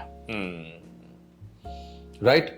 જ્યારે હું આવ્યો ત્યારે એમ કહેવાયું શરૂઆતના તબક્કે દેશરેની રિલીઝના 4 અઠવાડિયા સુધી આને તો સંવાદો બોલતા નથી આવડતા. હું આવ્યો તો મારી હંસલની સ્કૂલમાંથી, મારા ત્યાંના પૃથ્વી થિયેટરના સ્કૂલમાંથી, જે સહજતાને માનતો હતો. I was the first person who delivered dialogues not તારીને મારી વચ્ચે ડે ટુ ડેની ટોક તરીકે. મેં ત્યારે શરૂઆતમાં એક્સેપ્ટ ઇન્ડસ્ટ્રીના માણસોથી નહીં થયું, પણ એ પહોંચી ગયું ઓડિયન્સ સુધી બહુ પ્રોપરલી. એટલે આપણે ત્યાં સહજતા આવવાની શરૂ થઈ પરફોર્મન્સીસના લેયર પર. ત્યાં પછી સંદીપ જેવા મેકર્સ આવવાના શરૂ થયા, શૈલેષ જેવા મેકર્સ આવવાના શરૂ થયા, જે થિયેટરની સાથેના ગ્રૂમ થયેલા એક્ટર્સને સાથે જોડતા ગયા. એ તબક્કાની હિરોઈન સાથેનો પ્રોસેસ આજે પણ તો હમણાં 4 દિવસ તમારા ત્યાંના વિડીયો જોઈ વર્કશોપના. I work very hard, not as an only actor, mentor તરીકે, કે જે મારી ટીમના 18 એક્ટર્સ છે, 18 એક્ટર્સ સાથે 4 દિવસનું સેશન મારું 8-8, 9-9 કલાકનું હોય, કે જેની સાથે અસંખ્ય વાર એમના માટે 50 વખત એ લોકોની સાથે મહેનત કરતો. એ હિરોઈનો સાથે એક સંવાદો પર મેં સેંકડો રિહર્સલ્સ કર્યા હશે. અને એ જ કારણ છે કે એ તબક્કા પછી આજે ક્યાંય નથી દેખાતા, કારણ કે એટલું સાથે મહેનત કરનારું કોઈ નથી who will work, so they are not in a market nowadays, right? પહેલી ગુજરાતી હિરોઈન મને મળી, that was મોના થીબા, જે ગુજરાતી હતી, ગુજરાતી ડિલિવર કરી શકતી હતી. અને ત્યાર પછીની એક્ટ્રેસીસ આપણી જે આવવાની શરૂ થઈ, આપણી ભાષા સાથેની આવી. આજના ફેઝની એ એક્ટ્રેસીસ એટલી અદ્ભુત એક્ટ્રેસીસ છે, એડ્યુકેશનની સાથે, સિનેમાના નોલેજની સાથે, એમના વિઝનની સાથે આવ્યા છે. So this is a finest phase. પણ એ વખતે બહુ તકલીફ હતી. કોઈ મરાઠી હોય, કોઈ પહાડી હોય, કોઈ હિમાચલથી આવેલું હોય, એ માત્ર હિરોઈન બનવા આવે છે, પાત્ર બનવા નહીં. અને એ ફેઝ એવો હતો. એ શ્રીદેવીનો ફેઝ પણ એ જ હતો. હિન્દી સિનેમામાં પણ phase, heroines are heroines, heroes are heroes. પણ એમાં આપણે કેરેક્ટરની ઘટના આમ નહીં, આમ સમજાવવી પડે કે એ ऐसा है. ખાસ કરીને રોમેન્ટિક સીન્સ જ્યારે થતા ત્યારે બહુ જુદી જર્ની. એટલે અનફોર્ચ્યુનેટલી એ વખતે આ બધા ડિજિટલ માધ્યમ નહોતા. નહીં તો આજે, કારણ કે એ વખતે કેમેરો એ લક્ઝરી હતી. BTS આજે શૂટ થાય છે, એ જમાનામાં BTS શૂટ નહોતા થતા, અનફોર્ચ્યુનેટલી. તો એ તો તમારા કોમિક એપિસોડ બની જાય કે આજે 2 લાઈન એમને સમજાવો કે આ અમારો લિરિક રાઇટર આમાં શું કહેવા માંગે છે, એ સમજાવવા માટે તમારા અડધા કલાક જાય એમને. પછી લાઈન યાદ છે પુષ્કળ. એ જમાનામાં લખાતા જે ગીતોને ગૌરાંગભાઈ જે કમ્પોઝ કરતા, બીજા મ્યુઝિક ડિરેક્ટર જે કમ્પોઝ કરતા, એ આપણા સૌરાષ્ટ્રના બધા શબ્દો. એ સૌરાષ્ટ્રના શબ્દો એ સમયના ફોકના આ લોકોને સમજાવવા જઈને ગુજરાતીમાં કેમ છો 20 વર્ષે પણ નથી એકચ્યુઅલ શીખી શક્યા. બહુ પણ એમાં છે ને, હું જો દાખલા આપીશ ને તો એ લોકોના હૃદય ભાંગશે કે યાર એ અમારા એક્સપિરિયન્સ લોકોની સામે. But it was very. પણ એ છોકરીઓની એક કમાલ હતી કે 48ની ગરમીમાં, કારણ કે ક્યાંકથી છોડીને મુંબઈ આવ્યા હતા એ લોકો, ત્યાં તક નહોતી મળી એટલે રિજનલ સિનેમામાં આવ્યા તો એમની સંપૂર્ણ શક્તિ એક છત્રીની નીચે 48ની ગરમીમાં. અને HMIs આ વખતે તો સોફ્ટ લાઇટ આવી ગઈ, જે વખતે તો HMIs યુઝ થાય, રિફ્લેક્ટર્સ તારી શરીર પર 65ની ગરમીમાં, જ્યાં વેનિટી નામની જગા જ નહીં, જ્યાં તમે શૂટ કરો ત્યાં તમે ફ્રેશ થવા માટે પણ ના જઈ શકો, સ્પેશિયલી વુમન્સ. એટલે 4 સાડીઓ પકડીને માણસો ઊભા હોય અને વચ્ચે ડ્રેસ ચેન્જ કરવાનો હોય. આવી તકલીફો ભોગવીને પણ એમણે અદ્ભુત મહેનતો, પુષ્કળ મહેનતું એ બધી એક્ટ્રેસીસ, ઇન્ક્લુડિંગ સ્નેહલતાજી, ઇન્ક્લુડિંગ રોમાજી, ઇન્ક્લુડિંગ આનંદી, એના પછીની આવેલી, ઇન્ક્લુડિંગ એ ફેઝમાં મોના થીબા, દે વેર સો હાર્ડ વર્કિંગ. આજના જમાનાની છોકરીઓ નહીં કરી શકે. એમને જો એ સમય એવો હતો કે બિસ્લરીની બોટલ લાવવા માટે નિર્માતાને સમજાવવા માટે તમને 4 કલાક લાગે કે બિસ્લરી બોટલ લક્ઝરી કહેવાતી. પહેલી વેનિટી ઇન્ડસ્ટ્રીની અંદર મારા પ્રેમ રંગના શૂટિંગ વખતે જીદની ઉપર મેં પ્રોફેશનલ શરૂ કરેલું, ત્યારે first vanity entered into Gujarat, that was me. ત્યારે પણ એમ કહેવાતું બીજા નિર્માતા, આ છે ને હિતેન ખોટા ખર્ચાઓ નિર્માતાઓને કરાવે. અરે નહીં sir, it's a need of a time. પણ એમના માઇનસીસની સાથે કહું કે એ છોકરીઓએ ભયંકર મહેનત. તમે આજે સરસ કમ્ફર્ટેબલ હોટલમાં રહો છો, તમે સ્ટુડિયોમાં એક દિવસ આટો મારો કુણાલ, તમારી જનરેશન એક નાનકડી ટૂર કરવી જોઈએ. કઈ પરિસ્થિતિમાં ક્લાસિક સિનેમાનું નિર્માણ થયું, ઉપરનો પોપડો પડતો હોય તેવા રૂમની અંદર, ચાંચોડોની વચ્ચેના પલંગની વચ્ચે તમે આવીને મહિનો 1.5 મહિનો કાઢો. અનએડ્યુકેટેડ લાઇટમેન્સ ઓર ટેકનિશિયન્સ ઓર સ્પોટ બોયઝ, 3 ખાલી વ્હીકલ હોય પ્રોડક્શનના. આની અંદર જે જીતથી એ લોકો કામ કરતા હતા ને, એ લોકોની પીઠ પાછળ કહું છું સલામ છે દોસ્ત, છોકરીઓને. એટલે અમથું યાર સ્નેહલતા ના બને યાર, મરાઠી વ્યક્તિ આવીને અમથું હિમાચલથી આવીને રોમા માણેક ના બને. આજે પણ તું ચાલ મારી સાથે 20 કિલોમીટર, ડીસા આવ મારી સાથે. રોમા માણેક એમના માટે ગોડેસ છે. આનંદી ત્રિપાઠી એમના માટે એમના ઘરની પોતાની નાયિકા છે. મોનાની એ ફિલ્મો, બિંડોળ છૂટ્યા માંડવે અને ઘણી બધી ફિલ્મ, મારી મેક્સિમમ ફિલ્મો મોના સાથેની. Beautiful journey of our pair also. એ બધી એમની પોતાના ઘરની પાત્રો છે. This females have work so hard. તારા મારા માટે બહુ ઇઝી ફ્રેશ થવું. 2 છોકરાઓ ફરતા ફરતા ગયા જંગલમાં, ફ્રેશ થઈને આવી ગયા. બિચારીઓ ક્યાં જાય? એના માટે તો સલામ છે દોસ્ત, કોઈ નહીં બોલે આ. But this was the toughest phase what we had. મારી પહેલાના દોરથી પણ આ જ બધી ફેસિલિટીમાં, આવી જ ઉપેન્દ્રભાઈ પણ આવી જ બધી ઓછી ફેસિલિટીઝમાં કામ કર્યું. નરેશભાઈ પણ આખી જિંદગી જે હાર્ડવર્ક કર્યું, શૂટિંગ પતાવે, એમની ગાડીમાં બેસીને 150 કિલોમીટર દૂર શો કરવા જાય, સવારે 5 વાગે 7 વાગે એ માણસ જે તરવરાટથી જે ફ્લોરની ઉપર આવી જતા, આ લોકો જે કામ કર્યું છે સાહેબ, એ આ ફેઝમાં અરે મારો પેલો આ નથી ચાલી રહ્યો યાર, મારી રૂમનું એસી નથી ચાલે, એ જરૂરી જ છે, દેટ ઇઝ નેસેસિટી. પણ આજની એક્ટ્રેસીસ બહુ અદ્ભુત નોલેજ અને આપણી ભાષા સાથે આવ્યા છે, પણ પેલા લોકો ભાષા વગર પણ એમની જીદ સાથે આવ્યા હતા. સો એ પણ સલામને લાયક છે દોસ્ત.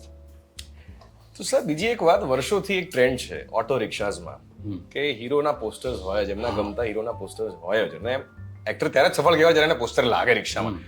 આપ પોતે ઘરે એવી રિક્ષામાં બેઠા છો કે આમ જોયું, અરે આ તો મારું જ પોસ્ટર છે? યા તો સુરત એ ફેઝમાં આવ્યો હોત. હમણાં હું 2013-14 સુધીની વાત કરું કે જ્યારે નાયક હિતેન કુમાર હતા પેલા ચોકટામાં. હમણાં શું થઈ રહ્યું છે, તમારા ગમતા એક્ટર્સ એટલે સુપરસ્ટાર્સ ઓર હીરોઝ, ત્યારે જાણીતા મેકર્સ પણ યંગસ્ટર્સની જ વાત કરે છે. એમને પણ ક્યાંક હજુ એ ખોલવાની જરૂર છે કે નાયક તમારો 85 વર્ષનો પણ હોય. બચ્ચન સાહેબ છે સાહેબ, નાના પાટેકર છે સાહેબ, અહીંયા HK અને બીજો HK હિતુ કનોડિયા છે સાહેબ, and they have performed one of the finest performance with a huge fan following. Very true, right. તો જે રીતે આપણી જ્યુરી મેમ્બરમાં એક સમજણ નથી ને કે આટલા સીનની ઘટનામાં જ પહેલામાં, એ જ રીતે આપણા અમુક મેકર્સને પણ એક થોડુંક બંધન છે, રાઈટ છે. તો જ્યારે પહેલા ફેઝમાં જ્યારે હતો, જ્યારે કહેવાતા એક ટિપિકલ કોમા ઇન્વર્ટર કોમામાં હીરોમાં, ત્યારે સુરત જાઓ તમે, સૌરાષ્ટ્ર જાઓ, દરેક ગામોની પાછળ રામલાના ફોટોગ્રાફ હોય, પાછળ જે પેલા 2 પૈંડાની પાછળનું જે ફ્લેપ હોય એની ઉપર. આજે પણ તમે સૌરાષ્ટ્ર ચાલો, અમરેલી મારી સાથે, સાવરકુંડલા ચાલો, ભાવનગર ચાલો, તમને દેખાય રિક્ષાઓ. સો રિક્ષાવાળો હતો હું, એક જમાનામાં રિક્ષા ચલાવી ચૂક્યો છું 1.5 વર્ષ. એટલે આજે પણ 2012ની જ એલ્ટિગા વાપરું છું, બિકોઝ આઈ ફીલ કે દેર ઇઝ નો બ્રાન્ડિંગ. તમે પોતે બ્રાન્ડ છો ત્યારે you don't need to have other brands. ક્યા વાત, રાઈટ. સો આઈ ટ્રાવેલ. અહીંયા આને પૂછો ને કપિલને, ઘણી વખત હું રિક્ષાની અંદર નીકળી જતો હોઉં છું કે અહીંયાથી મને માણેક ચોક જવાની ઈચ્છા થાય તો માણેક ચોક રાતના 12 વાગે જતો, તો રિક્ષાવાળો, મારા 2-3 રિક્ષાવાળો છે, એની સાથે પહોંચી જાઓ રાતે કેબ નાખીને, અને મારું ત્યાં ફિક્સ પાણીપુરી વાળો છે, જઈને મસ્ત. સર આમ ના જવાય, બાઉન્સર્સ. અરે બાઉન્સર, તમે 500 માણસમાં બાઉન્સરમાં કહો, બધું 5-5 હજારના મારી પાસે વિડીયોઝ અને ફોટોગ્રાફ છે, જ્યાં અમારી જનરેશને વિધાઉટ એની બાઉન્સર્સ વી વર્કડ વેરી સ્મૂથલી. સો એવી એ અનુભવ લેતો રહું છું ઓલવેઝ. ક્યારે રિક્ષાવાળાને કીધું છે કે આ હું છું એમ કે ઓળખું ગમે તેટલી છુપા, મારો અવાજ એ લોકો ઓળખી લે. મેં 2 વાક્ય કીધા હોય તો તરત 1 સેકન્ડ બ્રેક લાગે ભાઈ, અને પછી ખ્યાલ કે સર તમે છો, અને પછી જવાનું હોય આપણે 5 મિનિટના અંતરે, અને 10 મિનિટ સેલ્ફીઓમાં જાય. But I am enjoying that. I never say no two anybody, કારણ કે એના માટે લાઈફભરની મેમરી છે મારી. 10 મિનિટ ઇફ ગીવ હેપીનેસ. આજે જ સવારે એક કમેન્ટ આવી કે you have given us so much of happiness in life, અને I replied him very beautifully about it કે નહીં યાર, ઇટ્સ ઓલ ધીસ થિંગ કે આજ કમાવા માટે તો આપણે આવ્યા હોય એઝ એન એક્ટર, અને આઈ એમ થેન્કફુલ કે યુ પીપલ આર સ્ટીલ લવિંગ મી સો મચ. સો એ થાય. ગઈકાલે રાતે અમે લોકો પહોંચ્યા 1:30 વાગે. હવે અહીંયા કંઈ જમવાનું મળે નહીં, તો આવતા આશ્રમ ઉપર એક પેલી લારી જે હતી ત્યાં ગાડી ઊભી રાખી, અને એ લોકોનું પેલું જે ગંદુ ટેબલ હોય છે તડકામાં એકદમ તૂટું ફૂટેલું, ત્યાં બેસીને મસ્તીથી રાતને ડિનર લઈને એમને પછીથી ખબર પડી બિલ આપતી હતી, સર તમે છો? હા. તો કે મારે ત્યાં. મેં કીધું હા કંઈ નહીં, એમાં શું મસ્ત ખવડાવ્યું, 10 મિનિટ સેલ્ફીઓ બેલ્ફીઓ પતાવી પછી નીકળી ગયા આપણે. એ કનેક્શન તારું છૂટી ગયું તે દિવસે સમજી લીધું તું તારી ભ્રામક દુનિયામાં જીવી રહ્યો છે. જે મોટા ભાગના એક્ટ્રેસીસ જીવે છે. અને જેવો મારો ફિલ્મનો શોટ છેલ્લો પત્યો, જેવો મેકઅપ નીકળ્યો, no there is no difference between me and a common man. એ બહાર લઈને શું ફર્યા કરવાનું? મારી પાસે ટીમમાં કોણ? તો હું મારી સાથે મારો સારથી એટલે ડ્રાઈવર અને બોય એક જ માણસ, અને એક મારો makeup man. No bouncers, nothing. I will travel at 3 o'clock like this. ભય કો નથી. શું છુપાવવાનું, શું બચાવવાનું, કોને કોઈ શું? પણ ક્યાંક ને ક્યાંક આની પાછળ આપની બેક સ્ટોરી પણ છે કે માટી સાથે એકદમ જોડાયેલા છો. રિક્ષાની જેમ કે આપણે વાત કરી કે આપણે રિક્ષા ચલાવી છે, બિલ્લો સાચવી રાખ્યો છે, એના સિવાય પણ ફૂટપાથ ઉપર મોટાભાગના લોકોને કદાચ ખબર હશે કે નહીં, આઈ ડોન્ટ નો, પણ આપણે કપડાં, નેપકિન વગેરે વેચ્યા છે. શર્ટ્સ વેચતો તો કુનાલ, દેર વોઝ અ ફેઝ. કદાચ જમીન સાથે જોડાયેલા રહેવાનું સમજણ મને કદાચ મારા એ ટુકડાએ આપી છે કે 1980 to 86-87 was a phase where my family went through a biggest rough phase of life. My father got a brain stroke and he lost his job. My brother was absolutely frustrated because Provident Fund માંથી જે થોડું ઘણું જે બચત હતી એમાંથી એણે જે કાર્ય શરૂ કર્યા એમાં એ છેતરાયો, કારણ કે ધંધાની સમજણ અમારી પાસે નહોતી. બહુ સરળ માણસ રહ્યા અને કશું જ નહીં. એટલે એક તરીકે ઘર કેવી રીતે ચાલશે, તો 36,000 રૂપિયા બચ્યા હતા પપ્પાના એ સેવિંગમાંથી, તો હી બોટ વન રિક્ષા. મોટા ભાઈ તું ચલાવજે પંકજ, જેથી ઘરમાં 1,500 ઇન્કમ થઈ જાય તો એ અમારા માટે ઇનફ થઈ જાય. દેન દેર વોઝ અ ફેઝ કે એક તબક્કે એમને પરદેશ મોકલવાની ઘટના નક્કી થઈ, અને એક બાજુ મારું કોલેજનું સ્ટડી ચાલે, થિયેટરની સ્ટ્રગલ ચાલે. ઘર ચાલે કેવી રીતે? થિયેટરમાંથી પૈસા ના મળે યાર. 125 રૂપિયાની એક નાઇટ, ને એ વખતે 20-25 શો નહોતા થતા, 5-7 શો થાય. એટલે એ તબક્કે એક ફેઝ 3.5 વર્ષનો એવો હતો કુણાલ કે જે એકચ્યુઅલ જ્યારે હું ઓફ કેમેરા બેસું તો કદાચ તમે મને બીજી વખત મળતા ડરો, એવો એક ફેઝ મેં અન્ડરવર્લ્ડ ટુ. એની પર તો મારા રિટાયરમેન્ટ વખતે I will talk about stuff. But 12:30 વાગે રાત શો પતે એટલે આખો દિવસ ડ્રાઈવરે ચલાવ્યો, ભાઈના પરદેશ ગયા પછી રાતે એ રિક્ષા હું લઈ લઉં. 12:30 વાગ્યાથી 4 વાગ્યા સુધીની એ વખતે બિયર બાર્સ ચાલતા મુંબઈમાં. તો અંધેરી ઈસ્ટમાંથી ચેમ્બુર બિયર બારની જે બાર ગર્લ્સ હોય એ લોકોને ડ્રોપ કરવા જવાનો એ કોન્ટ્રાક્ટ હોય મહિનાનો તમારો, કે રોજના 60 રૂપિયા તમને મળે, એટલે 1,800 રૂપિયા. અને એમાંથી પેટ્રોલના બાદ કરતાં બી 1,000 રૂપિયા એમાંથી બચે. અને સવારે 3 કલાકની ઊંઘ પતાવીને, કોલેજ પતાવીને, નાટકના રિહર્સલ્સ પતાવી દો, અને સાંજે 5:30 વાગ્યાથી 7:30 વાગ્યા સુધી કસ્તુરબા ટોપીવાળા થિયેટરની બહારના ફૂટપાથ પર 14 રૂપિયા લાટકામાલ આ રીતે શર્ટ વેચવાની જિંદગી, જેમાં 30 રૂપિયાની ઇન્કમ એમાંથી થાય. તો દેટ વોઝ અ ફેઝ એક જમાનો. કદાચ એટલે જ બ્રાન્ડ્સ મને અડતી નથી, કદાચ એટલે જ ગ્રાઉન્ડેડ છું. There was a phase, but no complaints about it. એ ન હોત ને તો કુણાલ હું આજે આ ન હોત. મોટામાં મોટા હિન્દી ફિલ્મોના ફ્લોર પરથી સ્ક્રીન નામના મેગેઝિનમાં મોટી એડ છપાઈ ગઈ હોય કે after Paresh Rawal one another actor is getting launched, અને ફિલ્મ ફ્લોર પર જ ના જાય, અથવા તો ફ્લોર પર ગઈ હોય અને કોસ્ચ્યુમની સાથે મેકઅપ સાથે રેડી હોય અને લાસ્ટ મોમેન્ટે રિપ્લેસ થઈ ગયો હોઉં. કારણ કે મારી પાસે પેલું વર્નાક હતું, વર્નાક્યુલર લેંગ્વેજનો. થિયેટરમાં પણ એ જ સંઘર્ષ હતો. ચિત્રલેખા સિવાય અને રવિવારના ન્યૂઝપેપર સિવાય નોવેલ ખરીદવાની તાકાત નહીં પેરેન્ટ્સની, એ ફેઝ હતો. એટલે સ અને શનો ફરક નહોતો ખબર પડતો. અને આપણા ટીચર્સ, તમને ખબર છે કે ભાગ્યે જ હવે થોડા અવેરનેસને કારણે એવા ટીચર્સ મળે છે. એ જમાનામાં ટીચર્સ નોકરી માટે ટીચરી કરતા હોય ત્યારે તમને સ શ અને બધાની ક્યાં એ લોકોને વ્યાકરણની પડી હોય. તો આપણે પણ બોલચાલ, સુરતનો એટલે સુરતી છાંટ આવે અને નાટકના રિહર્સલ કરું ત્યારે જાણીતા આપણા નો કમ્પ્લેન્ટ્સ તમે લોકો ટોક્યો એ કારણસર હું શીખી શક્યો.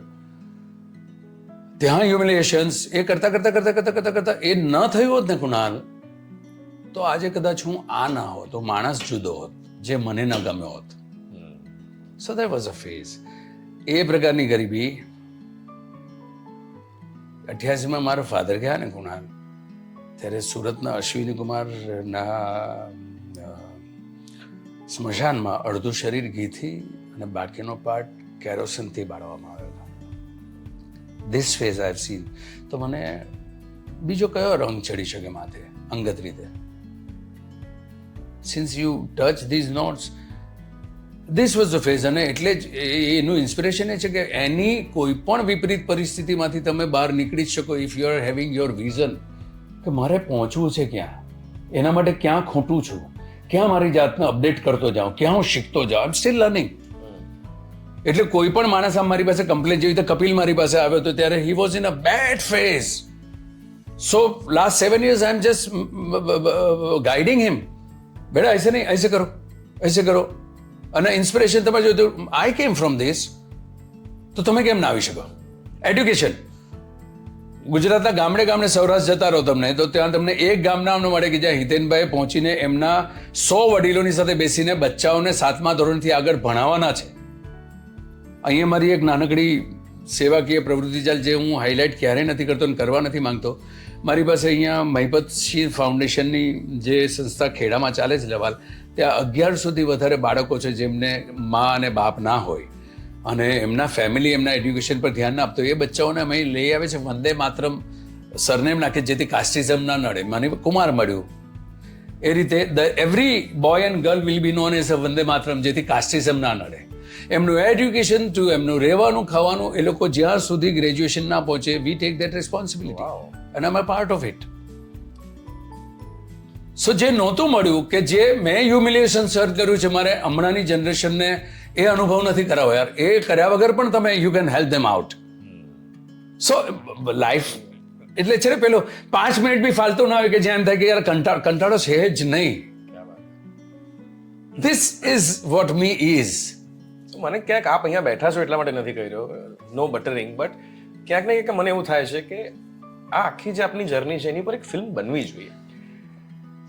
મને એમ લાગે છે કે મને લોકો કહે ને કે બુક હોવી જોઈએ. મને એમ લાગે છે કે હજુ અચીવ ક્યાં કર્યું છે. મારું અચીવમેન્ટ તો ત્યારે થશે કે જ્યારે our cinema will make name like a Malayalam cinema. એ જે દિવસે હું 10 વર્ષ, હમણાં 2 વર્ષ પહેલાના પોડકાસ્ટમાં 12 વર્ષ છે એમ બોલ્યો હતો, હું આજે કહું મારી પાસે 10 વર્ષ, 72-73 ની આસપાસ જ્યારે મારું શરીર કદાચ મને સાથ ના આપે, ત્યારે એક તબક્કો એવો હશે કે એ 2 વર્ષના ફેઝમાં I will come out with all this thing on the paper before I leave this universe કે ધીસ પ્લેનેટ. હમણાં સુધી મને લાગતું નથી મેં અચીવ કર્યું હોય. મને કહે કે I am on the right path. I want to achieve so much. કે cinema is such a strong medium કે તમે નાનામાં નાના માણસને તમારી ભાષા ઇઝ ડાઈંગ યાર. તો વિચાર, જે ચિંતાની ઘટના છે કે હમણાં તમારા જેવા કપલ 1000 કપલ તમે સિલેક્ટ કરો અને એક રિસર્ચ મારો, તો 99% બાળકો કન્વેન્ટમાં જ શીખવું જ જોઈએ. પણ આપણે જાગૃત થવાની જરૂર છે કે એક સબ્જેક્ટ તમારી ભાષાનો હશે તો 15 વર્ષ પછી તમારા ઘરમાં આ ભાષા વાંચનારો એક જણ હશે. તો સમજો, તો હવે એ એકલ પંડે કે 5000 માણસો થકી એ નહીં થઈ શકે. તો એક માધ્યમ એવું છે કે એ લોકોને એ ફીલ પ્રાઉડ થાય કે નહીં યાર, મેરી જુબાન જો હે ના, જે મલયાલી માણસ કે જે કન્નડા કે જે તમિલ કે જે મહારાષ્ટ્રીયન જે આમ ફીલ કરે છે કે એ અમારી ભાષા કા હે. મહેશ માંજરેકરને જુઓ તમે, ત્યાંનો કોઈ પણ એક મરાઠી જણને ઉચકી લો અને મરાઠી માણસ પોતાની ભાષાની વાત આવશે ને તો હી વિલ બી લાઈક आमच्यामध्ये असं आहे, आम्ही काय प्रयोग करताय. મને 72મા વર્ષે એ જ્યારે દેખાશે ને કે મારું આ જનરેશન જે જેનઝી કહેવાય છે, કે એના પછીના જનરેશનને એ અવેરનેસ હશે ને કે એટલીસ્ટ ભાષા સાંભળીને સમજી શકશે, ભલે તમે વાંચી નહીં શકો. ત્યારે આ બધું લખીશું આપણે. કારણ કે હમારે જમાને મેં આ બધું છે ને એ ફેસ નહીં હોય. લોકો કે લાઈફ ટાઈમ અચીવમેન્ટ, નો હજુ ક્યાં હજુ અચીવ જ કર્યું છે કે અચીવમેન્ટ લેવાની વાત આવે. તો હજુ તો મને એમ લાગે છે કે હવે આ ફેઝ શરૂ થયો છે કે 10 વર્ષમાં આટલું તો કરી જ શકીશ યાર, એની પહેલા શ્વાસ છોડવો નથી મારે. અને પછી એવો તબક્કો જે 75મા વર્ષની જે ઘટના છે એ 3 વર્ષ એવા હશે કે which where I am writing a book on the process of an actor, કે આજે જે રીતે તું ગાડીમાં બેસીને તું આવતા જે તૈયાર થાય છે, નો બડી ટોક્સ અબાઉટ દેટ. મને ડિરેક્ટરે વાર્તા સંભળાવી, સ્ક્રિપ્ટ આપી અને હું ફ્લોર પર જાઉં છું ને એક્શન પહેલા મેકઅપની સાથે રેડી છું, પણ અંદરનો પ્રોસેસ શું છે એની પર નો બડી હેઝ રોટ. તો એનો પ્રોસેસ મેં લખવાનો શરૂ કરી દીધો. એ કદાચ હું 2, 3, 4 વર્ષમાં I come out with that book. પણ મારી જર્નીમાં મને એમ નથી કે હજુ લાયક નથી બન્યો કે જેની પર પુસ્તક થવું જોઈએ. ઉપેન્દ્રભાઈ એ લોકો અચીવ કરી લીધું, મહેશ નરેશે અચીવ કરી લીધું. હજુ તો મને લાગે છે કે નહીં, એક આખો દાયકો બાકી છે. અને ત્યારે મને એમ લાગશે કે યસ, આપણે પ્રાઉડ ફીલ કરવા જેવું કશું કરવું છે, તો નહીં તો પછી વીરમી જવાનું એ ટોળામાં ક્યાંક ધુમાડામાં નીકળી જવાનું. My cinema will be there, કે જ્યાં કાલે તમે રિવાઇન્ડ કરીને જોઈ શકશો. સો આનાથી વી આર ઓબ્વિયસલી સુપ્રીમલી એક્સાઇટેડ કે હજુ 10 વર્ષમાં ઘણું બધું. યસ, એની પહેલા તો નહીં જ જાઉં, અહીંયાથી આમ પકડી રાખ્યો છે કે no illness, you will not believe, I am having my 20 tablets a day from last 18 years. I got paralysis in 2003, brain stroke. My left side was affected. વર્ષના શૂટિંગ પછી આઈ વોઝ ઇન ICU. મારું heart પોળું થઈ ગયું હતું અને it was functioning for 25% only. But પેલું પકડી રાખ્યું છે, નહીં અભી ઇનિંગ ખતમ નહીં હુઆ હૈ, so I am getting recovered and I am coming back again. So એ તો પેલી જીજી વિશે એટલી બાંધીને રાખી છે ને કે ઉપરવાળા સાથે સેટિંગ છે કે અકસ્માત સિવાય કોઈ મને અહીંયાથી નહીં નીકળી શકે. હા, એક્સિડન્ટ કંઈ હોય તો એમાં તમે હું કંઈ નથી કરી શકે, પણ પેલું અંદરથી પેલું તો નક્કી છે કે નહીં. 75મું વર્ષ જોવું છે, 10 વર્ષ 71ની ઉંમરે મારે ફ્લોર પર એક્શનની ઉપર 2 સેકન્ડમાં કરેક્ટ શોટ આપવો છે અને પછી એક દિવસ નક્કી કરીશ કે I M રિટાયરિંગ on camera. Than એક એવી ઇન્સ્ટિટ્યૂટ ઓપન કરવી છે કે જ્યાં મોંઘી દાટ ફી ખર્ચીને ખેર સાહેબ જેવા લોકો આવે અને એક મધ્યમ વર્ગનો માણસ એમાં એનરોલ ના કરી શકે. તો મારી એક અભિનય શાળા એવી 5 સિટીઝની આસપાસ કરવી છે કે જ્યાં સામાન્યમાં સામાન્ય ઘરનો માણસ એ શીખવા આવે કે શું નથી કરવાનું. If you want to become N actor, શું કરવાનું છે તો દરેકની પાસે છે, ઈશ્વરે એ ચેનલ આપેલી જ છે એમને. પણ શું નથી કરવાનું જેમાં તમારા ખૂબ બધા વર્ષો નહીં બગડે, એ કરવું છે. ઘણું બધું કરવું છે યાર, એટલું બધું કામ બાકી છે. અને કુણાલ, એમ થાય છે કે 24 કલાક યાર 48 કલાક દિવસ હોય તો મજા પડી જાય જિંદગીમાં. તો સર, થોડી વાર પહેલા આપે જે વાત કરી કે જ્યુરી પછી પણ જે મેકર્સ છે એનું એક માઇન્ડસેટ છે, તો ક્યાંક ને ક્યાંક પહેલા એવું હતું કે ફિલ્મો હિટ જતી ત્યારે એક્ટર્સ હિટ થતા.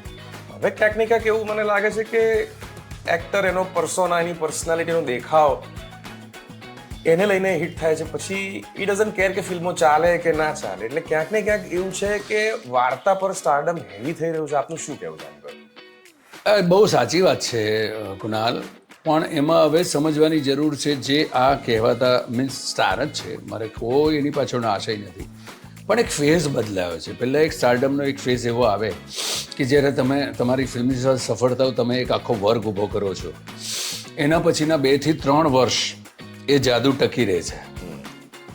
પછી એ ફેડ આઉટ થવાનું શરૂ થાય because you are repeating your self again and again.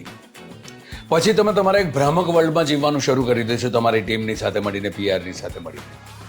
પણ ડિજિટલ જેટલું આશીર્વાદ છે એટલો શ્રાપ પણ છે. ડિજિટલ બહુ સરળતાથી તમને લોકો સુધી પહોંચાડે છે, પણ સરળતાથી ભૂલાવી પણ દે છે. કારણ કે તમે સતત ને સતત પીઆરશીપ પર તમે લાગતા રહેશો અને કન્ટેન્ટમાં તમે કંઈ જ વેરિએશન નથી લાવી રહ્યા, તો એ તમારું સ્ટારડમ, તમારું ડિબેકલ થવાનું શરૂ થાય છે, જે મારું સ્ટડી કહે છે. વોટ સ્ટારડમ મારી જનરેશને ફેસ કર્યો છે, હું નહીં, મારા સિવાયના જેટલા પણ બધી ભાષાના એક્ટર હોય, એ સ્ટારડમ ઓલવેઝ 20-25 વર્ષ ટક્યું છે. આજે પણ આપણે ત્યાં 3 ખાન્સ છે, એક અજયજી છે, અજય દેવગન છે, એક અક્ષય છે. આ પ્રકારના જે છે, જે સ્ટારડમ આજની જનરેશન એ નહીં જાળવી શકે એટલું. 7 વર્ષ, 8 વર્ષ, 10 વર્ષ પછી ફાંફા રહેશે. Same thing is happening in our industry.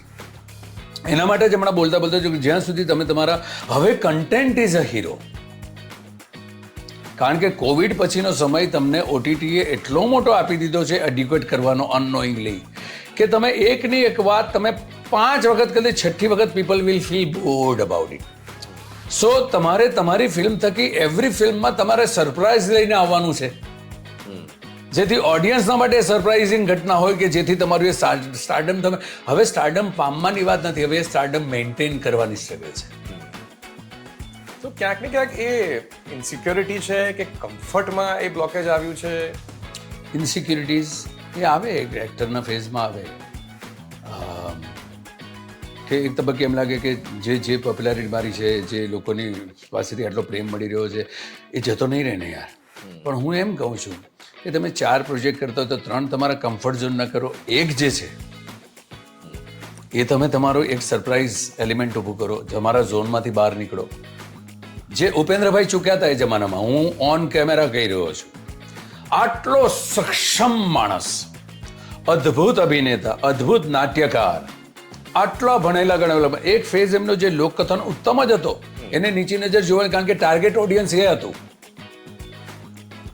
આપણે માર્કેટિંગની દ્રષ્ટિએ જોઈએ તો આપણે કોઈ પણ બિઝનેસ શરૂ કરતા પહેલા કે ચેનલ શરૂ કરતા આપણું ટાર્ગેટ ઓડિયન્સ શું એ નક્કી કરીએ, પછી એ પ્રકારે આપણે ડિઝાઇન કરીએ. તો એ વખતના મેકર્સે ડિઝાઇન કરેલું એ ટાર્ગેટ ઓડિયન્સ આપણું ગામ અને ખેડાનું આપણો આખો મોટો પ્રેક્ષક વર્ગ હતો. તો લોકકથાઓનો એક દોર ચાલ્યો, પણ લોકકથાના દોરમાં એટલી મોટી સફળતા હતી કે રાજેશ ખન્નાની ફિલ્મો રિલીઝ કરતા પહેલા ડિસ્ટ્રીબ્યુટરોએ વિચારવું પડે. એ ફેઝમાં એમણે દર વર્ષે એક એક્સપેરિમેન્ટ કર્યો હોત ને તો કદાચ ગ્રોથ જુદો હોત. એ હમણાંના મારા મિત્રો જે છે યંગસ્ટર્સ, એમની સાથે શેર કરવા માંગુ છું કે જો સફળતા અને નિષ્ફળતા છે ને એ ઉપરવાળો નક્કી કરે છે, કન્વિક્શન તમે નક્કી કરો છો. તમે બે તમારા કમ્ફર્ટ ઝોનના કરો ને, એક એક્સપેરિમેન્ટ કરો ને તમારી જાત સાથે. તમે નસીબદાર છો, ઈશ્વરે તમને સિલેક્ટ કર્યા છે સ્ટાર નામના એક આવરણ માટે. ઇઝીલી સ્ટાર નથી બનાતું.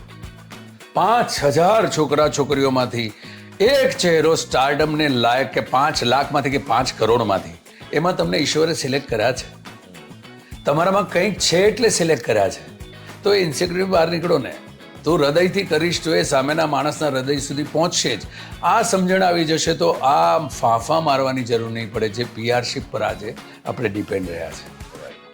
તો આ એક કમ્ફર્ટની વાત થઈ કે કમ્ફર્ટથી બહાર આવવાની એક્સપેરિમેન્ટની વાત થઈ. જનરલાઇઝ કરીએ કે આખી ગુજરાતી ઇન્ડસ્ટ્રીમાં આપના અનુભવ, આટલો લાંબો અનુભવ આપનો જે રહ્યો છે, તો શું સ્પેસિફિક ચેન્જ આપ ઈચ્છો છો?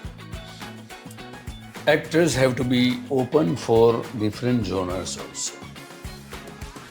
તમને 2 ફિલ્મોમાં અદ્ભુત સફળતા આપી દીધી, પણ શાહરૂખ દિલવાલે દુલ્હનિયા જો વારંવાર રિપીટ કર્યા કરે, કે બાઝીગર હંમેશા રિપીટ કર્યા કરે, તો એ કેટલો વખત ચાલે? તો when this masters also are doing experiments, મને કન્સિડર જ નહીં કરતા તમે, નહીં તો એમ કહેશો કે સ્વયંભૂ આત્મશ્લાઘા કરે છે. પણ જે તમે પામ્યો છે હમણાં, એ મેં આજથી 20 વર્ષ 22 વર્ષ પહેલાં જે પામેલું આજે પણ ટકી રહ્યું છે ઈશ્વરની દયાથી, લોકોની લાગણીથી. છતાં પણ 5 વર્ષથી ઇફ આઈ એમ એક્સપેરિમેન્ટિંગ કે I want to have that surprise element for my audience about it, right?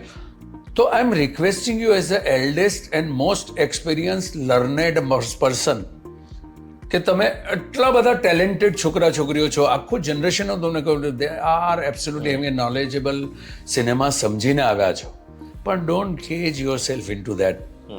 પિંજરામાં નહીં બંધ કરી દો. 2 તમારા કમ્ફર્ટ ઝોનની કરો, એક તમે એવી કરો જે લોકો માટે. મિત્રએ બહુ સરસ કરી, ભ્રમ કરી એણે, આઈ એમ સો હેપી. હું એક્સપેક્ટ યશ કરી રહ્યો છે, પણ યશ હજુ પણ હું એમ ઈચ્છું છું કે સુંદર કરી રહ્યો છે, એની ડિઝાઇન બહુ સરસ કરી રહ્યો છે, પણ એલિમેન્ટ સરપ્રાઇઝિંગ હોવું ઇન એવરી વે ઈશ્વર આપેલું છે, નથી છીનવાનું. એક નિષ્ફળતાથી કશું નથી છીનવાઈ જતું. જીતીએ છીએ કે હારીએ છીએ આપણે અહીંયાથી જ. જ્યાં સુધી તું નથી હારતો, વિશ્વની કોઈ તાકાત તને હરાવી શકે એમ જ નથી કણાલ. તો કઈ ઇન્સિક્યુરિટી? તો ઓવરઓલ ઇન્ડસ્ટ્રીથી are you satisfied the way industry is working? I am satisfied in the terms of new people entered with completely education અને વિઝનની સાથે આવ્યા છે. જે દોરમાં અમે લોકોએ કામ કર્યા ત્યારે સેટની ઉપર મારા જેવા માણસે કમ્યુનિકેટ કરવા માટે માણસો શોધવા પડે કે હું મારી વાત કરી શકું, કારણ ગામ ખેડાઓની અંદરથી મજૂર કક્ષાના વ્યક્તિઓ આવ્યા હોય. જેમને કોઈ નેશનલ સિનેમા ઇન્ટરનેશનલ કશું નહીં, મારી પાસે લાઇટો છે તો લાઇટો ક્યાં ગોઠવવાની, કેમેરામેન જ્યાં ગોઠવે ત્યાં ગોઠવી દેવાનો. કેમેરામેન જ્યાં નથી ચાલ્યા તો એમાંના મોટાભાગના કેમેરામેન અહીંયા રિજનલ સિનેમા કરવા માટે આવે. એસિસ્ટન્ટ તો બીજું કંઈ કામ ના પડે તો કે ચાલો પેલા ડિરેક્ટરને ત્યાં 5 જણા એસિસ્ટન્ટ જોઈએ, પેલા એ છાપીને કાગળિયો આપી દીધી, સ્ક્રિપ્ટ પહોંચાડ્યો, આમને આ બોલાવી લાવો ને આપ કરો, 5 જ એંગલની અંદર કેમેરા લાગે, આ પ્રકારે શૂટ થાય. આવી ધારણાઓ સાથેની એક ટીમ હતી. એમની મહેનતને પણ સલામ, એમના સમજણ પ્રમાણે કર્યું હશે.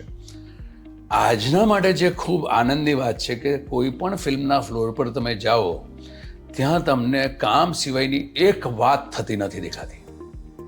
Everybody is having only one mission કે આજે આટલું આપણે પતાવવાનું છે, એમાંની 5 મિનિટ ક્યાંય ના વેડફાય. એ અવેરનેસ જે છે ને, એ અવેરનેસ મને આજના દોરની સૌથી ગમતી ઘટના છે.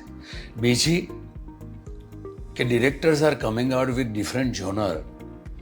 એમાં પ્રતિષ્ઠિત ડિરેક્ટર્સ જે અમુક મિત્રો છે એમને કહું કે માત્ર એ સંસ્થા તમારી છે એ પોતાના પૂરતી મર્યાદિત ના રાખો. એક જ એક્ઝામ્પલ આપું કે કૃષ્ણદેવ અને મારી વચ્ચેનો સંબંધ બહુ જુદા પ્રકારનો છે. ફરિયાદો પણ છે મારે અને પ્રેમ પણ પુષ્કળ છે, પણ અમારી વચ્ચે કમ્યુનિકેશન બહુ ઓછું. અમે માત્ર સમજીએ છીએ એકબીજાને.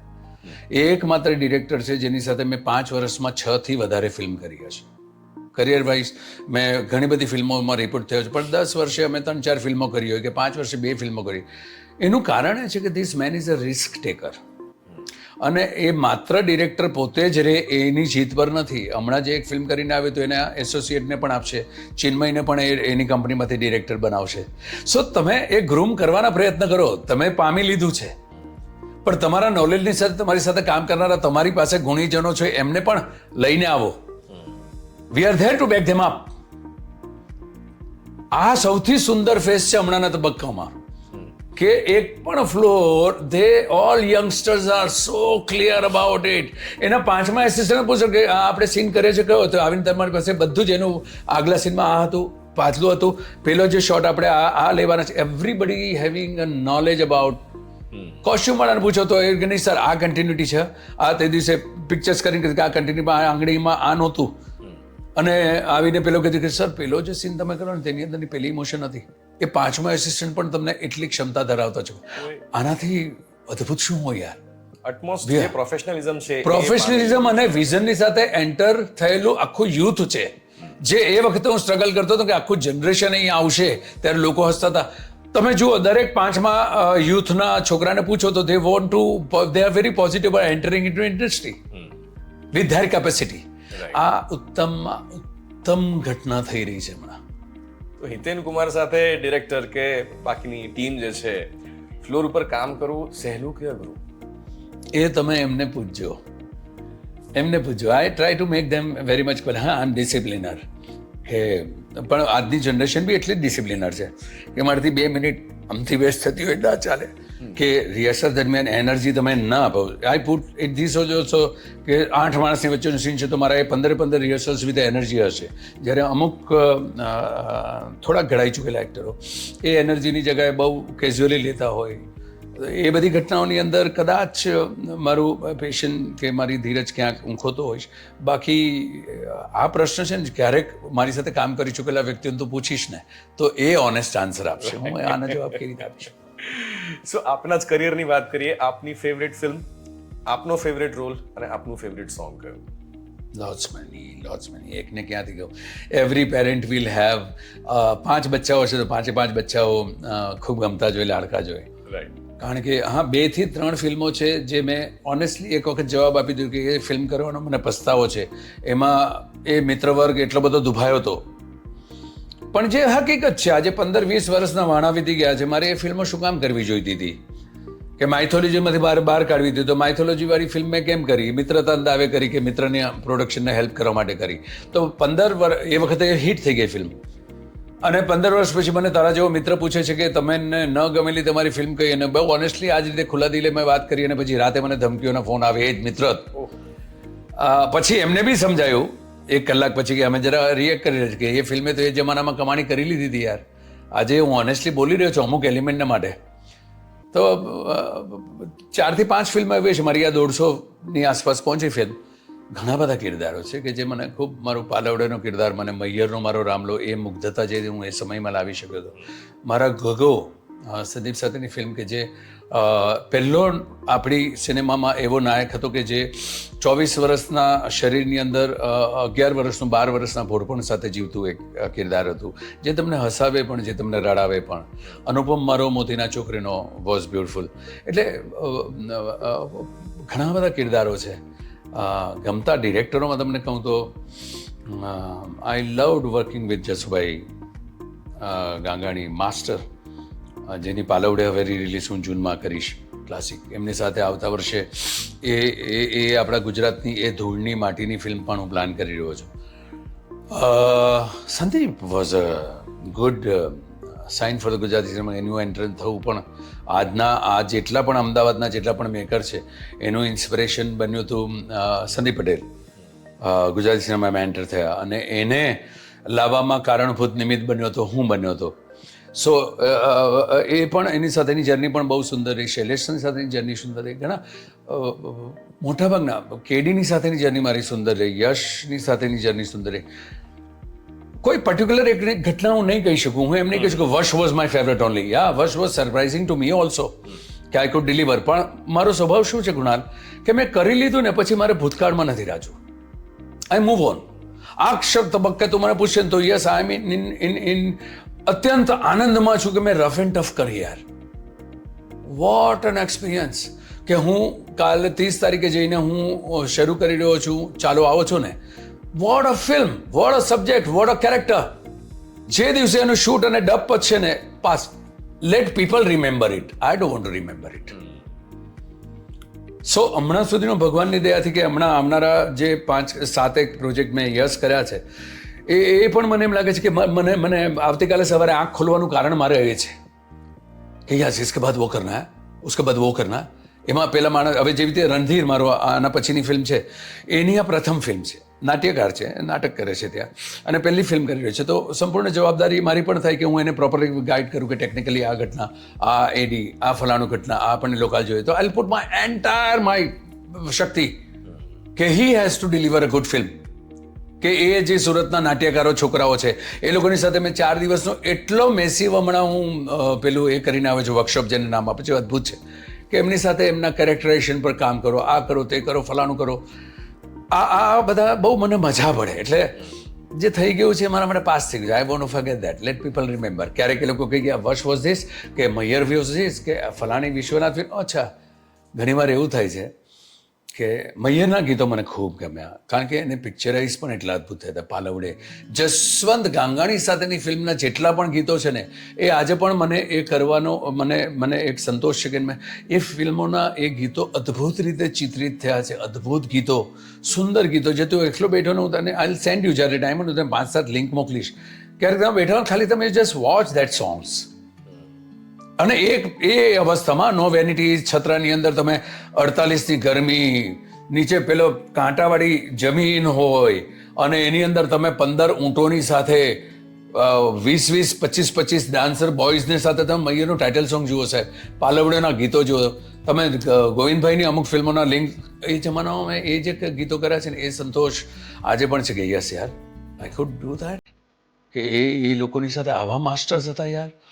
એ બધી મેમરીઝ બહુ સારી છે, પણ કોઈ પર્ટિક્યુલર એક રોલને મારે યાદ બી નથી કરવો. આઈ ધેટ્સ પાસ્ટ. હું કરી શક્યો છું તો થેન્ક યુ યાર ડાર્લિંગ, તમે મને એ આપી તક. જો એમાં રહી જઈશ ને તો ખભે એટલું બધું આમ પેલો ભાર રહેશે ને કે સાલી મારી અંદરથી પેલી મારો તરવરાટ જતો રહેશે. बहुत खूब. So much to learn from you, sir. As it is the odd pod, તો આ આખા કરિયરમાં કંઈક એવો ઓડ અનુભવ થયો છે ઇન્ડસ્ટ્રી? જો મારા એક મિત્રને બહુ સારું લાગશે, ખરાબ લાગશે, બહુ એને પ્રેમ કર્યું, કૃષ્ણદેવ યાજ્ઞિક, જયના પોડકાસ્ટમાં ઓડ અને થોડુંક મને પિંચ થયું. એ એણે જાણી જોઈને નથી કર્યું, એની ખ્યાલ બહાર રહી ગઈ વાત. એક પ્રશ્ન પૂછાયો કે હમણાંના આખી આ ફિલ્મ ઇન્ડસ્ટ્રીમાં તમારા who is most talented actor?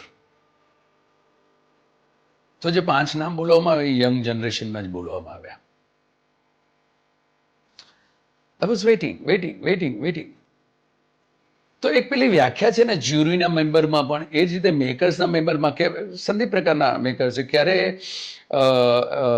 મેં અસંખ્ય વખત વાત કરી હશે, આ રાખજો, એમણે એમની ટેલેન્ટ વિશે, એમની સાથેની જર્ની વિશે, પણ ક્યારે મેં છેલ્લા 5 વર્ષમાં એમના પોડકાસ્ટમાં ક્યાંય ઉલ્લેખ સુદ્ધા નથી જોયો કે જે વ્યક્તિએ આજના દોરમાં પણ હું ઓપન ચેલેન્જ કરું છું કે I am having capacity and I am challenging all the newcomers also with all due respect. Every youngster is doing fantastic. અસંખ્ય વાર બોલી ચૂક્યો છું કે me and Hitu Kanodia is not mentioned into that a finest actors of the industry.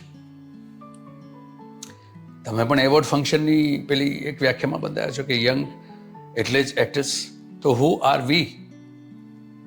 Who is HK? Who is delivering one after one finest performance for you and you are forgetting my name? કારણ કે શું છે, podcast એક એવું માધ્યમ છે જેનાથી history તમે લખી રહ્યા છો, આર્કાઇવ્સમાં જવાનું છે. પ્રતિષ્ઠિત ડિરેક્ટરો જ્યારે આવી ભૂલ કરે કે પ્રતિષ્ઠિત મેકરો આ મેન્શન કરવાનું ભૂલે, ત્યારે એમ થાય કે આમની સાથે કેટલો મોટો ટુકડો આપણે કાઢ્યો છે. નહીં, ફોરગોટ માય નેમ. કાલે મારું બચ્ચું, હું નહીં આવું, અંશુ એ એપિસોડ ક્યાંક જોશે, મામા was talking about this main so big, he never mentioned his name. તમે જોઈ લો, એક ઇન્ટરવ્યુમાં ક્યાંય અમારા માટે ક્યારેય નથી બોલાયું. જે બોલાવ્યું છે મીડિયા, પ્રેક્ષકો તો બોલાવ્યું છે, પણ મેકર્સ જ્યારે બોલે એ કેમ ભૂલી જાઓ છો? That is a odd moment. અને માત્ર કેડીને ખૂબ પ્રેમ કરું છું, કેડીની સાથે લડું પણ છું, ઝઘડું પણ છું, વાલ પણ કરું છું. He gives me respect and he is the only director કે જેને મારી ટેલેન્ટમાં એટલી શ્રદ્ધા છે કે વર્ષ લેવલ 1 પછી મને અને જાનકીને ત્રિષા ઓન ધ રોક્સમાં રિપીટ કરે છે. કયા ડિરેક્ટરમાં એ તાકાત હશે? વર્ષ લેવલ 2 પછી he is giving me rough and tough કન્યા. તમે ફિલ્મ રિલીઝ થશે ત્યારે તમે વિચાર કરશો કે આ માણસમાં, આ ડિરેક્ટરને કેટલી શ્રદ્ધા હશે યાર. એ હદે 95 નહીં 98% અત્યંત એની સાથે હું ખુશ છું, પણ 2%નો એક પિંચ મને છે. કેમ મારું નામ ભૂલી ગયો? કેમ Hitu has delivered wonderful performance in વર્ષ લેવલ 2. એક્ટર્સની કેટેગરીમાં અમે નથી હતા બિકોઝ અમે સિનિયર્સ છીએ. તમે અમને લેજન્ડ તરીકે ટ્રીટ કરો છો, લેજન્ડ તરીકે નહીં ટ્રીટ કરો યાર. We are still competing with. એ તો અમે બૂટ્સ જ્યારે અમારા મૂકી દઈશું, રિટાયરમેન્ટ આવવાનું ત્યારે તમે અમને લેજન્ડ કોને? હમણાંથી ના એ વજનમાં મૂકો. વી આર કોમ્પિટિંગ ટુ પ્રૂવ કે ચલો let us compete with each other. ક્યા વાત હે. એમાં જ્યારે મેન્શન નથી થતું ને, આપણા અંગત જેમના માટે તમે લોહી પાણી દિવસો જિંદગી આપી. સંદીપની પણ સાથે ફરિયાદ છે મને કે કેમ એક પણ વાર આટલા પોડકાસ્ટમાં કે જેમની સાથે તમે જર્ની શરૂ કરી, જે માણસ એક ફેઝ પછી ફરી પાછો આ ત્રીજી ઇનિંગ શરૂ કરીને એક પછી એક આટલા માસ્ટરપીસીસ આપી રહ્યા છો. ચલો, તમને એ જોનર નહીં ગમતું હોય, એ માણસનો પરફોર્મન્સ તો તમારા સુધી પહોંચ્યો હશે ને. કે મારો મેટ્રોમનીનો રુસ્તમ તમને કોઈ કરીને બતાવે, મારો નાનખટાઈનો મહાદેવ કોઈ કરીને બતાવે, મારો પ્રતાપ કોઈ કરીને બતાવે, મારો રાડોનો CM કોઈ કરીને બતાવે, મારો ત્રિષાનો બાપ કોઈ કરીને બતાવે, કે મારો રાજનાથ કરીને બતાવે. તમારી પાસે 3 મિનિટ નથી એ માણસ માટે બોલો જેની સાથે જિંદગીના 10 વર્ષનો ટુકડો તમે જીવ્યા છો, તો તમે ચૂકી રહ્યા છો સર. તમારા માટે પ્રેમ તો એટલો જ છે, પણ ફરિયાદ પણ આ છે જે ઓન કેમેરા કહે છે, નાની reel ચલાવજે.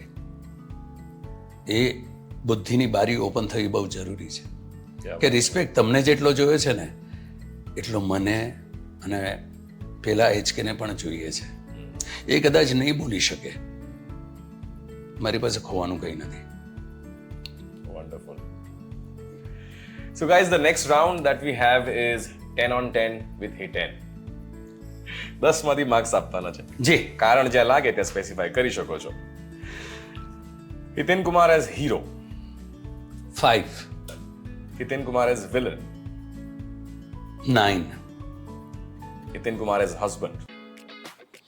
From my point of view 9. ફ્રોમ સોનબાને જો તું પૂછે તો ઘણી બધી અપેક્ષાઓ છે. કુનાલ છે, સોનબા એટલા માટે કહું છું, her name is Sonal, but the way I am the most luckiest person who got this partner. એણે મારો ઝુરાપો સખત 30 વર્ષમાં જીવ્યો છે. મહિનાના 20-22 દિવસ હું, અને અનફોર્ચ્યુનેટલી હું મુંબઈનો, ગુજરાતી સિનેમા અહીંયા હોય, પરિવાર મારો ત્યાં. હું અહીંયા સેટ થવાના પ્રયત્ન કરું તો હું આખો દિવસ મારા કામમાં એવા ગાંડપણથી લાગેલો હોઉં છું તો હું થાકી પાકીને ઘરે આવું તો હું ઘરે આવું કે હોટલમાં શું, બંનેમાં કોઈ ફરક નથી રહેતો. એણે મારી ગેરહાજરીનો જે ઝુરાપો જીવ્યો છે, પણ આના જેટલો પ્રેમાળ વ્યક્તિ મેં જોઈ નથી, શુદ્ધ આત્મા જોઈ નથી. મારા પોઈન્ટ ઓફ વ્યૂથી મને એમ થાય કે મારા હસબન્ડ તરીકેની બધી જ ફટના, પણ એ કદાચ મારો પોઈન્ટ ઓફ વ્યૂનો જવાબ હશે. સોનબાના પોઈન્ટ ઓફ વ્યૂથી કદાચ જ્યારે તું પૂછીશ મોકો મળશે ને ત્યારે કદાચ હું 5 કે 6 હોઈશ. Hiten Kumar as father. Fortunately, unfortunately હું અને સોનલ બાયોલોજીકલી કોઈ બાળકના માતા પિતા નથી. We are not having children. અને ઇટ વોઝ ડિસાઇડેડ. મારો દીકરા કરતાં વધારે છે મારો ભાણ્યો છે અંશ, Right. જેની હમણાં એસએસસીની એક્ઝામ પતી. તો મારા હિસાબે આઈ એમ 10 on 10. બિકોઝ એની પાસે લકી બચ્ચું એવું છે કે એની પાસે 2 sets ઓફ પેરેન્ટ્સ છે. એના મમ્મી પપ્પા જે મારા બેન બનેવી, અને એના મામા મામી જેને એ માં કહે છે, અને એનો મામો છે જે એના માટે બધું જ છે. એ બીજા કોઈનું નહીં માને. મામાને એક બાર બોલ દિયા, he has to listen to. તો એ બધે મને એમ લાગે છે કે આ 10 on 10. And Hiten Kumar as son.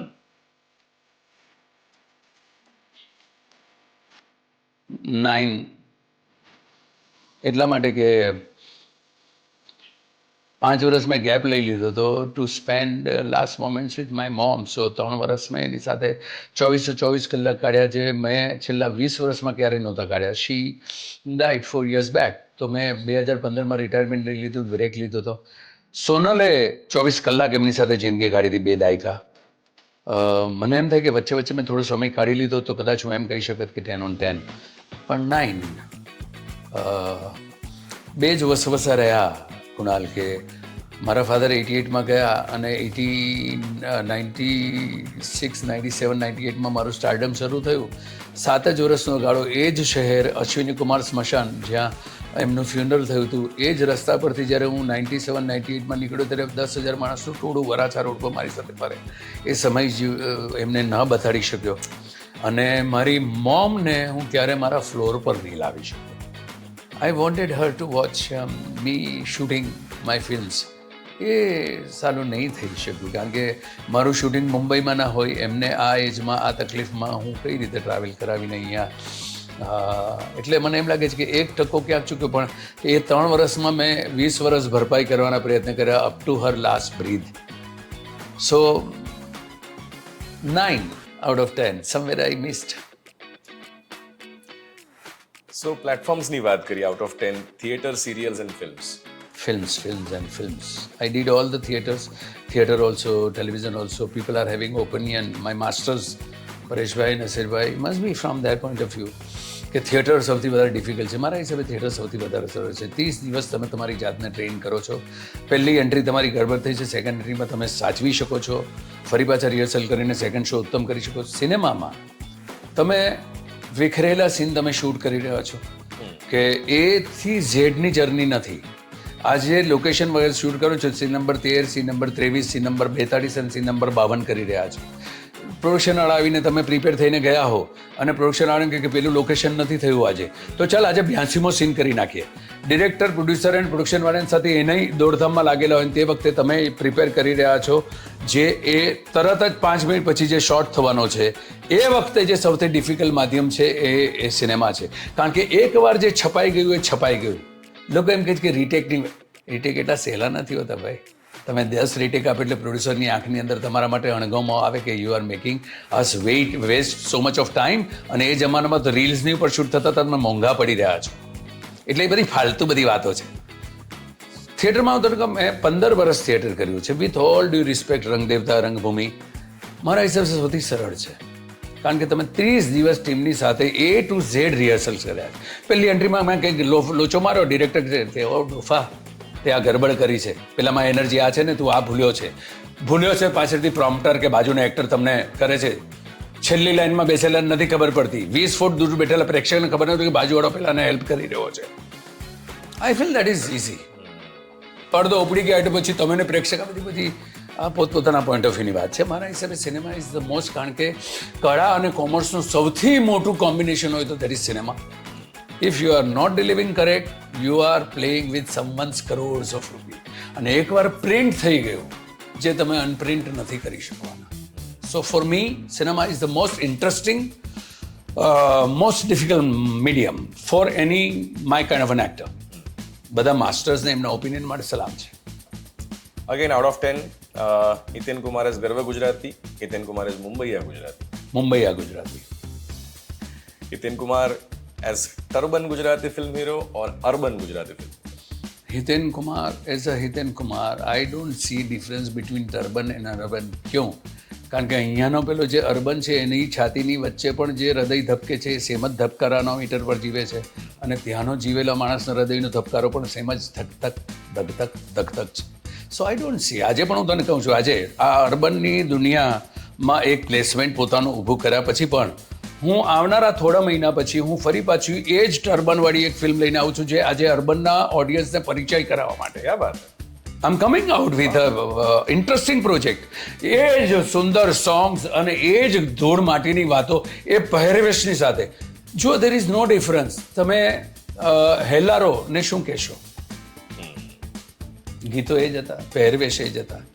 આ તો કોઈ પેલા ચીકણા ચૂપડા વગર નોલેજના રિવ્યુઅરે લખેલા અર્બન અને ટર્બનના બધા વિશેષણો છે જેમણે જિંદગીમાં કોઈના ફ્લોર પર એ નથી ગયા અને ગુજરાતી સિનેમા પણ નથી જોઈ. એમણે આપેલા બધા બિરુદો છે. એ બધાને ઇન્વાઇટ કરું છું. કામ એ જ્યારે ફિલ્મો અમે ધોમધકતા તડકામાં કરતા હોય ને ત્યારે આવો 2 દિવસ અમારા મહેમાન બનો અને અમારી સાથે ફ્લોર પર રહો અને પછી તમે વિશેષણો આપો. So for me cinema is cinema. આજે સવારે જ કોઈ મને પ્રશ્ન પૂછ્યો કે which you enjoy? I enjoy both the. મારા હૃદયમાં તો બંને દુનિયાઓ સતત ધબકતી જ છે. There is no difference. Emotion ત્યાં પણ સેમ છે, ઇમોશન અહીંયા છે. માત્ર તમારે આ ટી શર્ટ આ બ્રેન્ડનું પહેર્યું છે એની જગ્યાએ આ ધારો આ એડ્યુકેશનની ઘટનાઓ છે તો આ સંવાદ આ રીતે બોલાશે, પેલાને આ બદલાશે. કે આજે હું તમને એક દાખલો આપું કે મરદ તો એને કહેવાય જે પથ્થરમાં લાત મારીને પાણી કાઢે. એ કદાચ અહીંયાને નહીં પણ તું ચાલ મારી સાથે સાણંદની તરફનો દરેક છોકરો એના ટેગલાઇનમાં વાપરી શકે. તો ફરક એટલો જ છે. There is no turban urban. નવરાત્રિમાં તો આપણે એ જ ચણિયા ચોળીઓ પહેરીને એ જ કેડિયાઓ અને ગંદા હમણાંના કહેવાતા ડિઝાઇનોના ગંદા ડિઝાઇન થયેલા ટૂંકા કેડિયા પહેરીને બધા ના. તો ત્યારે તમને એ નથી નડતું કારણ કે એ બિચારાઓ નિર્દોષ છે. પેલા ટેગી આપનારા જો 250 રૂપિયાના કવર કમાવા માટે જેમણે આપ્યા છે ને એ બધાના વિશેષણો છે. બાકી કશું જ નથી. There is no difference. For me turban urban is nothing. Cinema is cinema. તો સર જતા પહેલા તો ખૂબ આનંદ થયો આપ અહીંયા આવ્યા. આટલી નિખાલસ સાથે કદાચ મારા પોડકાસ્ટમાં કોઈએ જ વાત નથી કરી અને ઘણું બધું આપનાથી જેટલું શીખાય એટલું ઓછું છે, પણ ઘણું બધું આજે આપનાથી શીખવા પણ મળશે. જેટલા ચાહકો આપને જોઈ રહ્યા છે એમને શું કહેવા માંગશો? કંઈ નહીં, જેટલો પ્રેમ તમે લોકો આપી રહ્યા છો. હવેના છોકરાઓ પણ અદ્ભુત કામ કરી રહ્યા છે. તમે બધી જંજાળમાં ના પડતા કે આ તો મોડર્ન ફિલ્મ અને પેલી અર્બન ફિલ્મ જેવું કંઈ નથી. Everybody is doing beautiful cinema. Sundar cinema થઈ રહી છે. અને હવે તમારો પેલો જે ડર હતો ને કે મલ્ટીપ્લેક્સમાં કેમ કરીને અવાય, હું મારા એ ભાઈઓને કહી રહ્યો છું, એ પ્રેક્ષકને કહી રહ્યો છું જે 85% છે. મૈયરે એ તોડી દીધું અને તમે જ લોકો મલ્ટીપ્લેક્સમાં છલકાયા 6 અઠવાડિયા માટે. લાલો તમે તમારા ગામડા છોડીને તમે મલ્ટીપ્લેક્સમાં અદ્ભુત રીતે તમે માણી. આ છોકરાઓની, આ કલાકારોની, આ મેકર્સની ફિલ્મ પણ એટલી જ અદ્ભુત છે. તમે માણો અને તમને ખરેખર મજા પડશે. તમારો રામલો કહી રહ્યો છે આજના જમાનાની પણ ફિલ્મ માણવા એ તમારી જ વાર્તા છે, બીજા કોઈ નહીં. સો જેટલો પ્રેમ કરી રહ્યા છો કલાકારોને, સર્જકોને એટલો કરતો રહો. બાકી તો અદ્ભુત છે દુનિયા. સુખમાં રહેજો. Thank you, sir. That was wonderful, beautiful. Thank you so much for being on. I enjoyed conversing with you. Love you all.